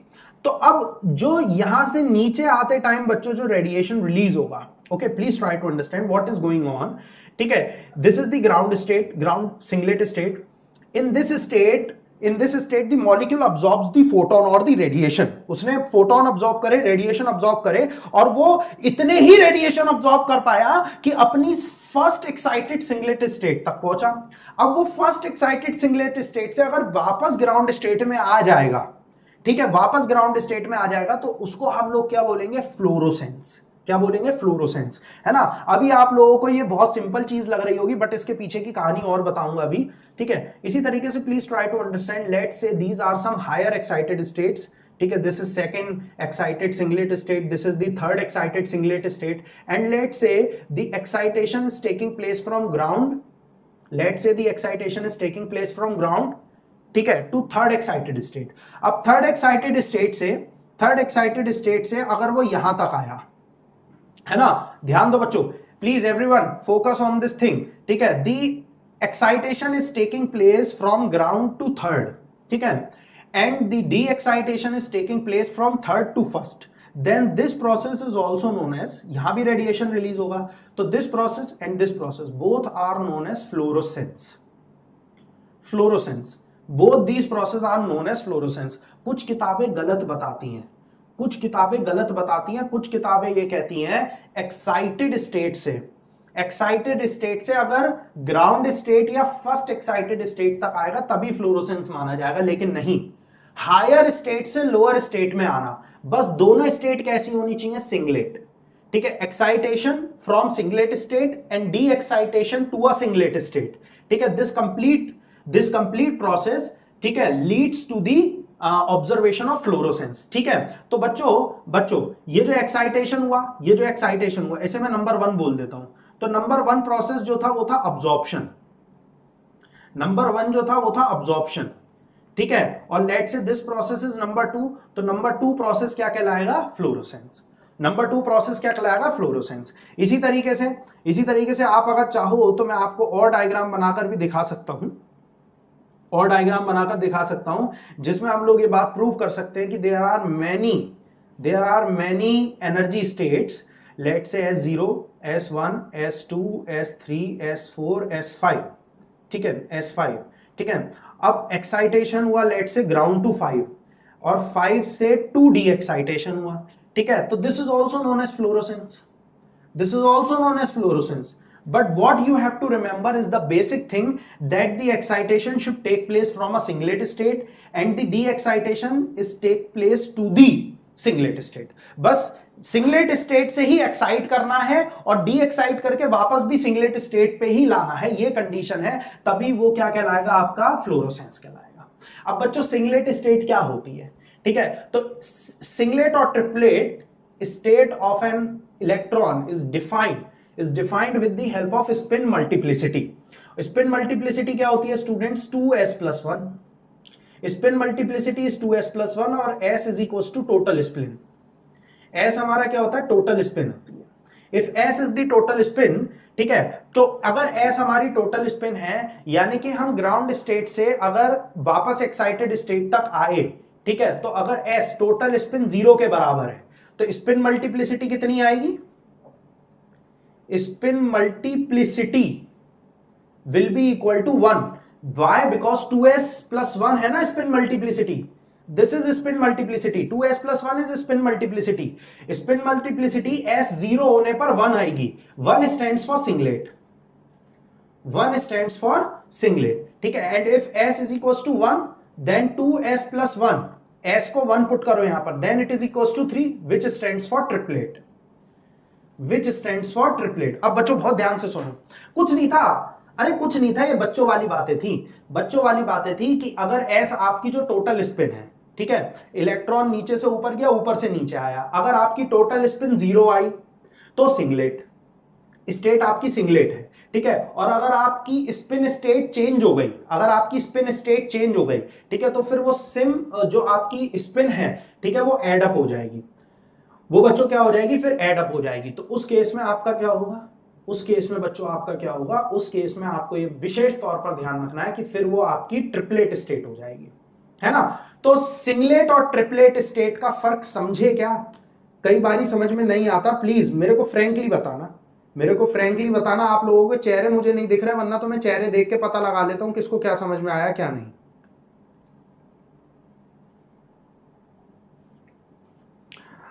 महक ने पूछा है कि सर एक्साइटेशन जरूरी है ग्राउंड स्टेट से हो? हाँ बेटा, बिल्कुल एक्साइटेशन तो ग्राउंड स्टेट से ही होगी, क्योंकि मॉलिक्यूल ग्राउंड स्टेट में बार बार वापस आना चाहता है। मॉलिक्यूल की जो प्राइमरी रिक्वायरमेंट होती है ना, अगर कोई मॉलिक्यूल से जाकर पूछे कि तुम बार बार कहां भागोगे, तो वो यही कहेगा तुम मुझे उठा के कहीं भी पटक दो, मैं आऊंगा वापस ग्राउंड पे, क्योंकि वो उसकी मोस्ट स्टेबल स्टेट है ना। हायर देखो, इट इज वेरी रेयर, मैं ऐसा नहीं कह रहा पॉसिबल नहीं है, but it is very rare कि एक्साइटेड स्टेट से ही एक्साइटेशन हो जाए, but it is really very very rare. ठीक है, it is extremely rare condition कि आपने कुछ एनर्जी दी, मॉलिक्यूल एक्साइट हुआ और उसे वहीं पे तुरंत और एनर्जी मिल गई और वो और एक्साइट हो गया। It is very rare, extremely rare. Okay, उसके बाद डाउट पूछ रखा है, अनिमेश ने डाउट पूछा है कि ट्रिपलेट टू ट्रिपलेट हो सकता है? तो बेटा ट्रिपलेट टू ट्रिपलेट होना इतना आसान नहीं है अनिमेश, ठीक है, क्योंकि ट्रिपलेट एक्साइटेड मतलब ट्रिपलेट स्टेट जो होती है ना, उसकी एनर्जी हमेशा सिंगलेट से ज्यादा होती है। The energy of triplet state is always little bit higher than the singlet state. तो ट्रिपलेट स्टेट की एनर्जी सिंगलेट से थोड़ी ज्यादा होती है, ठीक है, और मॉलिक्यूल हमेशा अपनी मिनिमम पॉसिबल एनर्जी स्टेट में आने की कोशिश करेगा। ठीक है, तो आपको ट्रिपलेट टू ट्रिपलेट एक्साइटेशन भी नहीं मिलेगा, सिंगलेट टू ट्रिपलेट होता है या ट्रिपलेट टू सिंगलेट होता है। अभी फॉस्फोरेसेंस में वही आएगा, वही बताऊंगा। ज़ेबलॉन्स की डायग्राम में यही सब कुछ है। अभी आप आगे we will learn about Jablonski diagram, उसमें यही सब कुछ है, वही सिखाऊंगा आपको मैं।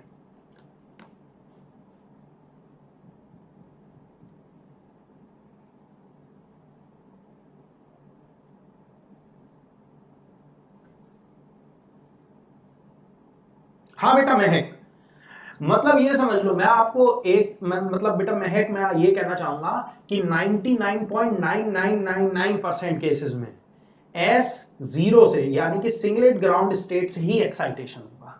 इट इज एक्सट्रीमली रेयर कि एक्साइटेड स्टेट से एक्साइटेशन हो जाए, एक्सट्रीमली रेयर, एक्सट्रीमली रेयर। ठीक है, ओके। स्वाति ने कहा है सर लास्ट में जो कहे वो दोबारा बता दो। ठीक है, देखो सिंगलेट कैसे होगा, ट्राई टू अंडरस्टैंड बच्चों, आप लोग कंफ्यूज हो गए होंगे, मैं बता देता हूं कि सिंगलेट और ट्रिपलेट का मतलब तो बहुत आसान है, कुछ नहीं। जैसे ये ग्राउंड स्टेट है, ठीक है, इस तरीके से हमारे इलेक्ट्रॉन्स पेयर्ड फॉर्म में है, ऐसे मान लो, ठीक है। अगर किसी हायर एनर्जी में गया, फॉर एग्जांपल मान लो ये वाला जो इलेक्ट्रॉन है ये हायर एनर्जी में गया, इसी तरीके से सेम स्पिन के साथ, अगर ये सेम स्पिन के साथ एक्साइटेड फॉर्म में चला गया, दो इलेक्ट्रॉन का सिस्टम लिया, I am taking 2 electron system, ठीक है, एक इलेक्ट्रॉन यहां है, एक इलेक्ट्रॉन एक्साइट करके चला गया ऊपर, एक इलेक्ट्रॉन एक्साइट करके चला गया ऊपर, ठीक है। तो बच्चों यहां पर जो आपकी स्पिन है, ठीक है, यहां पर जो आपकी स्पिन है यानी कि इसकी स्पिन और इसकी स्पिन, जब आप टोटल स्पिन लोगे तो टोटल स्पिन आपकी क्या आएगी, टोटल स्पिन आएगी आपकी 0, क्योंकि plus half plus minus half, तो टोटल स्पिन आपकी 0 आ जाएगी। तो 2s+1 में जब s को 0 रखोगे तो ये 1 के बराबर आएगा, तो इसको बोलते हैं स्पिन मल्टीप्लिसिटी, स्पिन मल्टीप्लिसिटी। और स्पिन मल्टीप्लिसिटी अगर 1 होती है तो उसे बोलते हैं सिंगलेट स्टेट। क्या बोलते हैं बेटा जी, सिंगलेट स्टेट, है ना। और अगर इलेक्ट्रॉन का एक्साइटेशन स्पिन चेंज करके हुआ है, यही वाला इलेक्ट्रॉन एक्साइट करके स्पिन चेंज करके ऊपर गया, तो इन दोनों का सम क्या आएगा, इन दोनों का सम हो जाएगा बेटा जी half plus half, which is equals to 1। तो 2s+1 में जब आप 1 पुट करोगे तो 2 × 1+1 बराबर आ जाएगा 3 के। तो इसको बोलते हैं हम लोग ट्रिपलेट स्टेट। क्या बोलते हैं बेटा जी, ट्रिपलेट स्टेट, ठीक है, triplet state.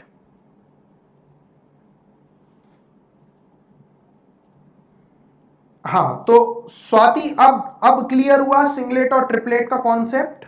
Gayatri and Swati, is it clear बच्चों?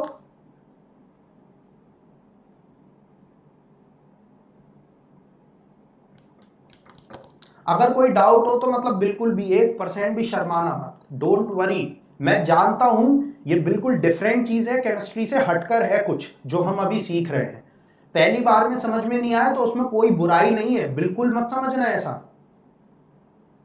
ओके चलो, चलिए बच्चों, तो अब यहां पर जो हम लोगों ने ये मल्टीप्लिसिटी के बारे में देखा, तो मैं आप लोगों को फ्लोरोसेंस समझा रहा था बच्चों, है ना, मैं आपको यहां पर फ्लोरोसेंस समझा रहा था। तो फ्लोरोसेंस में मुझे ये क्यों बताना पड़ा, क्योंकि कई किताबों में फ्लोरोसेंस की डेफिनेशन गलत लिखी होती है। वो कहते हैं कि अगर एक्साइटेड स्टेट से, है ना, एक्साइटेड स्टेट से अगर आप वापस आ रहे हो, अगर आप एक्साइटेड स्टेट से वापस आ रहे हो और वापस अगर आप अपनी लैंडिंग एक तरीके से कह लो, यानी कि इलेक्ट्रॉन अगर सीधे ग्राउंड स्टेट में आता है तभी वो फ्लोरोसेंस कहलाएगा। ये बात बिल्कुल गलत है, लेडलर ने साफ साफ बात बोली है, जो आपको बात लिखवाई है मैंने ये लेडलर की, and Laidler is a very authentic book. But लेकिन किताब का नाम सुनते ही पढ़ने मत बैठ जाना, पढ़ना नहीं है उसको, ठीक है, उसमें से जो जो इंपॉर्टेंट बात है वो मैं अपने आप बता दूंगा, ठीक है, क्योंकि उसमें बहुत ज्यादा और कुछ भी दे रखा है, वो पढ़ के पागल हो जाओगे। आपको कुछ नहीं पढ़ना, अगर कोई किताब पढ़ने का मन करे तो बेस्ट है पॉला एटकिंस, ठीक है, पॉला एटकिंस आप पढ़ सकते हो, उसके लिए आपको पूरी पूरी छूट है, पॉला एटकिंस आप पढ़ सकते हो, उसके लिए पूरी पूरी छूट है, ठीक है। बट कोई बहुत ही स्पेसिफिक किताब फोटोकेमिस्ट्री या फिर केमिकल काइनेटिक्स की मत पढ़ने बैठ जाना, क्योंकि वो आपका दिमाग खराब कर देगी, और जो कॉन्सेप्ट आते होंगे हो सकता है उनमें भी बहुत कॉम्प्लेक्सिटी आ जाए, है ना। पॉला एटकिंस बेशक पढ़ सकते हो, पॉला एटकिंस पढ़ो, के.एल. कपूर पढ़ो, पुरी शर्मा पठानिया पढ़ो, नो डाउट, कोई दिक्कत नहीं है, ये सब बढ़िया किताब है। बट कोई वैसी किताब पढ़ने बैठ जाओगे ना तो फिर वो पीछे की रिसर्च समझाने बैठ जाएगा जो आपके कॉन्सेप्ट्स को डगमगा देंगे, हिला देंगे बिल्कुल, तो ये ध्यान रखना। तो बच्चों फ्लोरोसेंस में मैंने यही बस बात आपको मेरे को बतानी थी कि कोई लोअर एक्साइटेड स्टेट या ग्राउंड स्टेट कुछ भी हो सकती है, उसी को फ्लोरोसेंस बोलते हैं। ठीक है, चलिए अब आगे बढ़ना चाहूंगा मैं और लिखेंगे फॉस्फोरोसेंस। फॉस्फोरोसेंस प्लीज लिखेंगे फॉस्फोरोसेंस। Lakshmi, you can read JDL also, but JDL is for inorganic chemistry. ठीक है, और and JDL doesn't contain much about chemical kinetics और photochemistry, उसमें कुछ मिलेगा ही नहीं आपको। ठीक है, JDL is for inorganic chemistry. You can read that book, but it is for inorganic chemistry. Okay. Okay. So let's move towards the phosphorescence. Phosphorescence everyone. ठीक है, तो अगर हम लोग यहां पर देखें कि during excitation if change of state is taking place, then the phenomena is known as phosphorescence. Phosphorescence, बहुत ध्यान से देखें बच्चों, बहुत ध्यान से देखें। ठीक है, यहां पर क्या लिखा है, यहां पर यह लिखा है कि अगर आप एक्साइटेशन के दौरान चेंज ऑफ स्टेट हो रहा है, change of state stands for singlet to triplet, if this is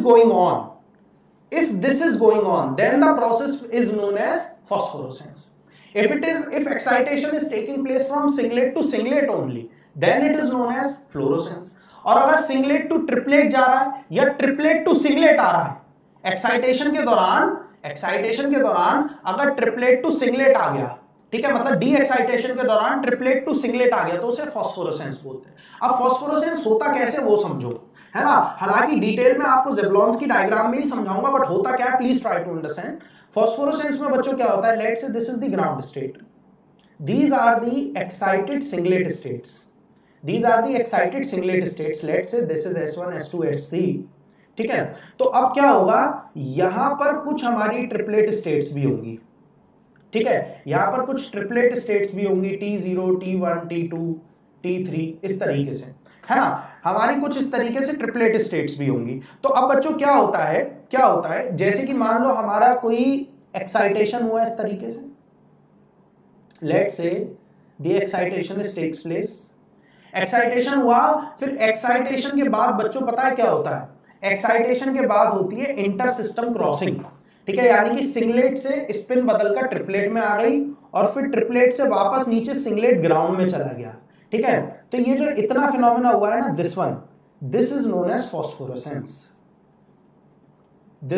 as phosphorescence. अब बच्चों बहुत कॉम्प्लेक्स बातें हैं, पता है साइंटिस्टों ने बड़ी मुश्किलों से ये बातें पता लगाई कि ऐसा भी होता है, ठीक है, कि ऐसा भी होता है। तो उन्होंने ये कैसे पता लगाया, मैं आपको बताना चाहूंगा यहाँ पर, ठीक है। उन्होंने ये पता लगाया एनर्जी के बिहाफ पर, मतलब क्या, उन्होंने देखा कि अब्जॉर्बेंस हुआ तो अब्जॉर्बेंस होने की वजह से ग्राउंड स्टेट से सिंगलेट के एक्साइटेड सिंगलेट स्टेट तक इलेक्ट्रॉन गया, बट सिंगलेट एक्साइटेड स्टेट में उसकी स्पिन बदल गई, सिंगलेट एक्साइटेड स्टेट में उसकी स्पिन रिवर्स हो गई, यानी कि स्पिन बदल जाएगी तो सिस्टम सिंगलेट से ट्रिपलेट में पहुंच जाएगा, और वो जैसे ही सिंगलेट से ट्रिपलेट में पहुंचा और फिर वो ट्रिपलेट से लास्ट में जैसे ही ग्राउंड स्टेट सिंगलेट में आया, तो वो ट्रिपलेट से ग्राउंड स्टेट में आना, that is known as phosphorescence and it is rare, ठीक है। किसी भी रिएक्शन में अगर फ्लोरोसेंस और फॉस्फोरेसेंस आपको दिख रहा है, किसी भी पर्टिकुलर प्रोसेस में अगर फ्लोरोसेंस और फॉस्फोरेसेंस दिख रहा है, तो फ्लोरोसेंस होने की जो प्रोबेबिलिटी है वो मोर देन 95% है, और फॉस्फोरेसेंस होने की जो प्रोबेबिलिटी होती है वो सिर्फ और सिर्फ 5 या 5 से भी कम परसेंट में कहूंगा,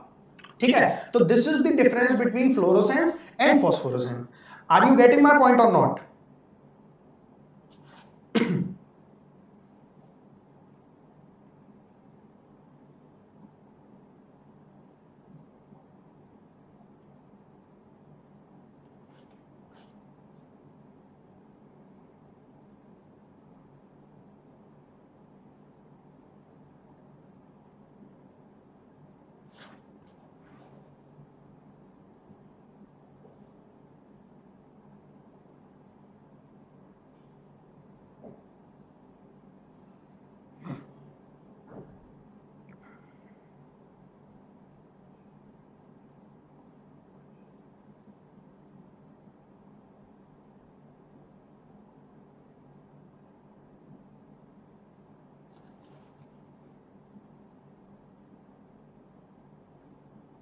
हाँ बेटा, ट्रिपलेट से वापस ग्राउंड स्टेट में आता है अनिमेश।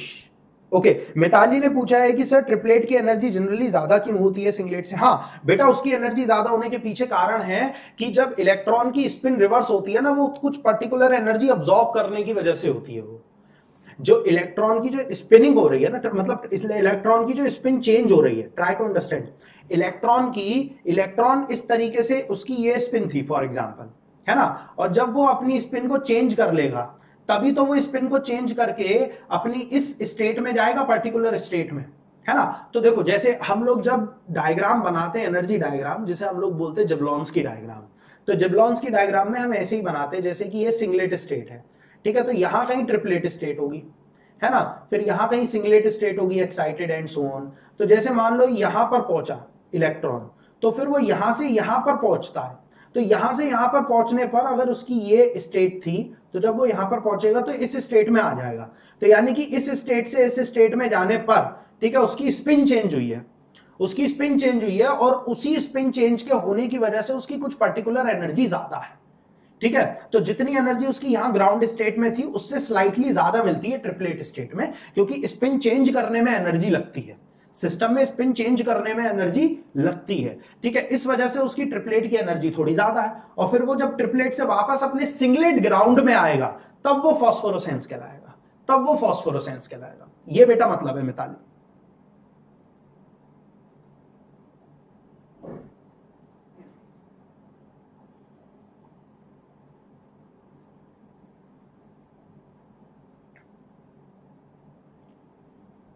अंश बेटा, आपको समझ में आया? अंश मिश्रा,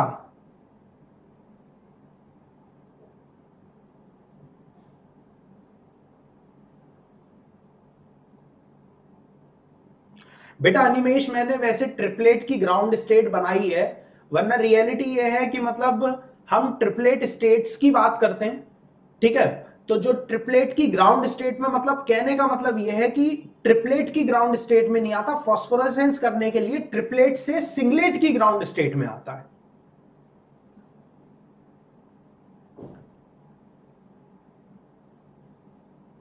समझे मेरी बात को अनिमेश? ये यहां पर जो ट्रिपलेट स्टेट है ना, ये ट्रिपलेट से नीचे ग्राउंड स्टेट में सिंगलेट की आ रहा है, सिंगलेट की ग्राउंड स्टेट में, तभी ये स्टेप क्या कहलाएगा? फॉस्फोरेसेंस कहलाएगा। तभी ये क्या कहलाएगा? फॉस्फोरेसेंस। तभी फॉस्फोरेसेंस कहलाएगा ये।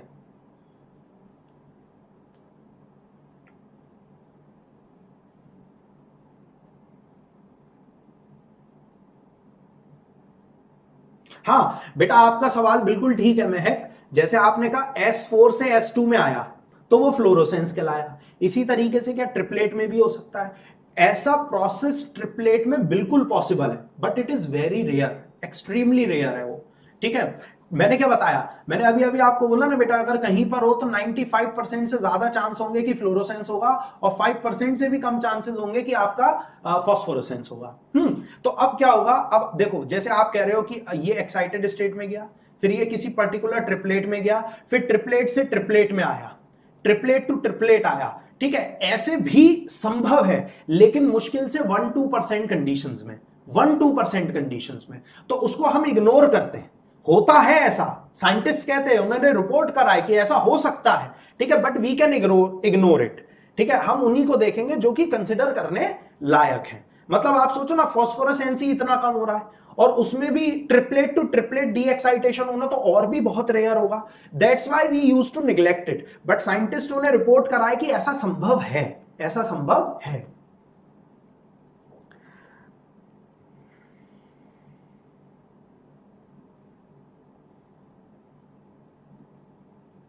नहीं बेटा खुशबू, हमने ग्राउंड स्टेट में तो सिंगलेट और ट्रिपलेट बोला ही नहीं, हम तो सिंगलेट ग्राउंड स्टेट बोल रहे हैं सिर्फ। ट्रिपलेट के लिए हम तो सिंगलेट ग्राउंड स्टेट बोल रहे हैं, सिंगलेट ग्राउंड स्टेट, यानी कि जिस स्पिन से गए थे उसी स्पिन से वापस आ जाओगे तो फिर वो सिंगलेट कहलाएगा।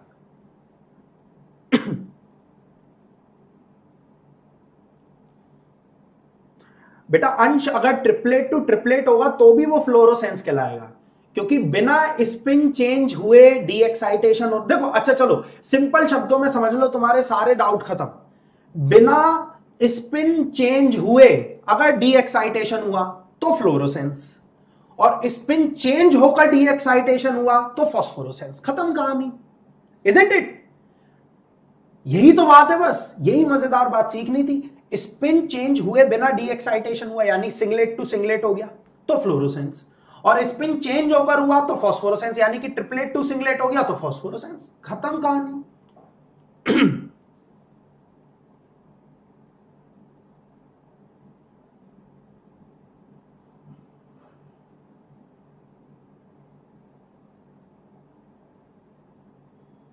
हाँ बेटा स्वाति, इसमें तो ऑब्जर्व यही होता है कि ग्राउंड स्टेट में आए, फॉस्फोरोसेंस में तो ऑब्जर्व होता है कि ग्राउंड स्टेट में आए। ठीक है, फॉस्फोरोसेंस में ऑब्जर्व किया जाता है कि ग्राउंड स्टेट में आए बेटा।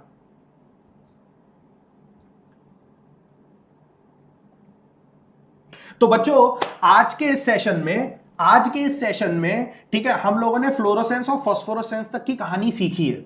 अभी पता है बहुत ही बेहतरीन चीज तो अब इंट्रोड्यूस करने वाला हूं मैं, जिसे बोलते हैं ज़ेबलॉन्स्की डायग्राम, जहां पर फ्लोरोसेंस तो सीखेंगे, फॉस्फोरोसेंस भी सीखेंगे, वाइब्रेशनल रिलैक्सेशन भी सीखेंगे, एंड मोस्ट इंपॉर्टेंटली बच्चों नेक्स्ट क्लास में सीखेंगे क्वेंचिंग सीखेंगे, उसमें मजा आएगा। ठीक है, तो आज के सेशन को मैं अभी यही ओवर करता हूं, क्योंकि 8 बजे से अगली क्लास है। ठीक है, 8 बजे से नेक्स्ट क्लास स्टार्ट होने वाली है, तो अभी इस सेशन को यही ओवर करते हैं, और कल की क्लास में जो हमारा टॉपिक रहेगा वो रहेगा ज़ेबलॉन्स्की डायग्राम एंड क्वेंचिंग। ज़ेबलॉन्स्की डायग्राम और क्वेंचिंग को सीखेंगे, और क्वेंचिंग के बाद आप लोगों को मैं बताऊंगा कि फोटोकेमिकल एफिशिएंसी क्या चीज होती है। तो बच्चों बहुत इंटरेस्टिंग होने वाला है आगे का टॉपिक। ठीक है, तब तक के लिए आपने जो आज के लेक्चर को देखा है, इसके जो नोट्स बनाए हैं उनका अच्छे से रिवीजन करो, और अगर बुक पढ़ने का मन है तो आप एटकिंस पढ़ सकते हो, मजा आएगा पढ़ने में, सारी चीजें आप समझ में आ जाएंगी जो मैंने बताई हैं। फ्लोरोसेंस और फॉस्फोरोसेंस से रिलेटेड जो भी और भी डाउट्स अगर आपके माइंड में कोई रह गए हैं तो वो कल क्लास से पहले आप मेरे से पूछ सकते हो। बाकी कल जब ज़ेबलॉन्स्की डायग्राम समझाऊंगा तो और चीजें क्लियर हो जाएंगी। ठीक है बच्चों, तो चलिए आज के सेशन को यहीं समाप्त करते हैं। अगर आप लोगों को वीडियो अच्छी लगी हो तो बच्चों लाइक और शेयर जरूर कर देना। जो बच्चे इस चैनल पर नए हैं वो सब्सक्राइब जरूर कर देना। और मैं स्टूडेंट साथ ही साथ आप लोगों को बताना चाहूंगा कि अगर आप अनअकैडमी के प्लेटफॉर्म पर सब्सक्रिप्शन प्लान परचेस करते हैं तो आप मेरा कोड AMAN इस्तेमाल कर सकते हैं, जो कि आपको एडिशनल बच्चों 10% डिस्काउंट दिलाएगा। ठीक है, तो अगर कोई भी प्रिपरेशन आपको करनी है किसी भी कोर्स से रिलेटेड तो आज ही जल्दी से जल्दी सब्सक्रिप्शन प्लान लें। और बच्चों अगर आपका कोई छोटा भाई बहन वगैरह है, कोई बड़े भाई बहन वगैरह हैं जो UPSC सिविल सर्विसेज की प्रिपरेशन करना चाहते हैं, SSC CGL की, कोई कलीग है आपका, या कोई छोटे भाई बहन IIT JEE नीट वगैरह की प्रिपरेशन करना चाहते हैं, तो अनअकैडमी इस समय इंडिया के बेस्ट एजुकेटर के साथ अपनी टीम बनाकर बैठा है।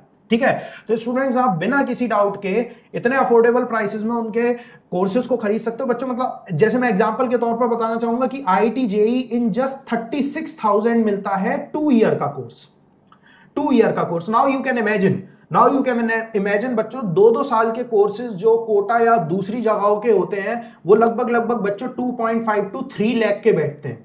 ठीक है, यानी कि मतलब 1/10 रेट में 2 ईयर के कोर्सेज प्रोवाइड कर रहा है अनअकैडमी, वो भी इंडिया के बेस्ट एजुकेटर के साथ, अनलिमिटेड एक्सेस के साथ। ठीक है, तो आप CSIR NET, IIT JEM, IIT JEE NEET UG किसी का भी अगर आपको कोर्स प्लान परचेज करना है तो आप मेरा कोड यूज कर सकते हो AMAN, आपको हर जगह 10% डिस्काउंट जरूर मिलेगा। ठीक है बच्चों, तो चलिए आज के सेशन को यहीं समाप्त करते हैं। ठीक है, thank you so much, take care बच्चों, गुड नाइट, और नेक्स्ट क्लास के लिए तैयार हो जाओ क्योंकि 8 बजे से आपकी नेक्स्ट क्लास भी है। ठीक है बच्चों, चलिए बाय बाय।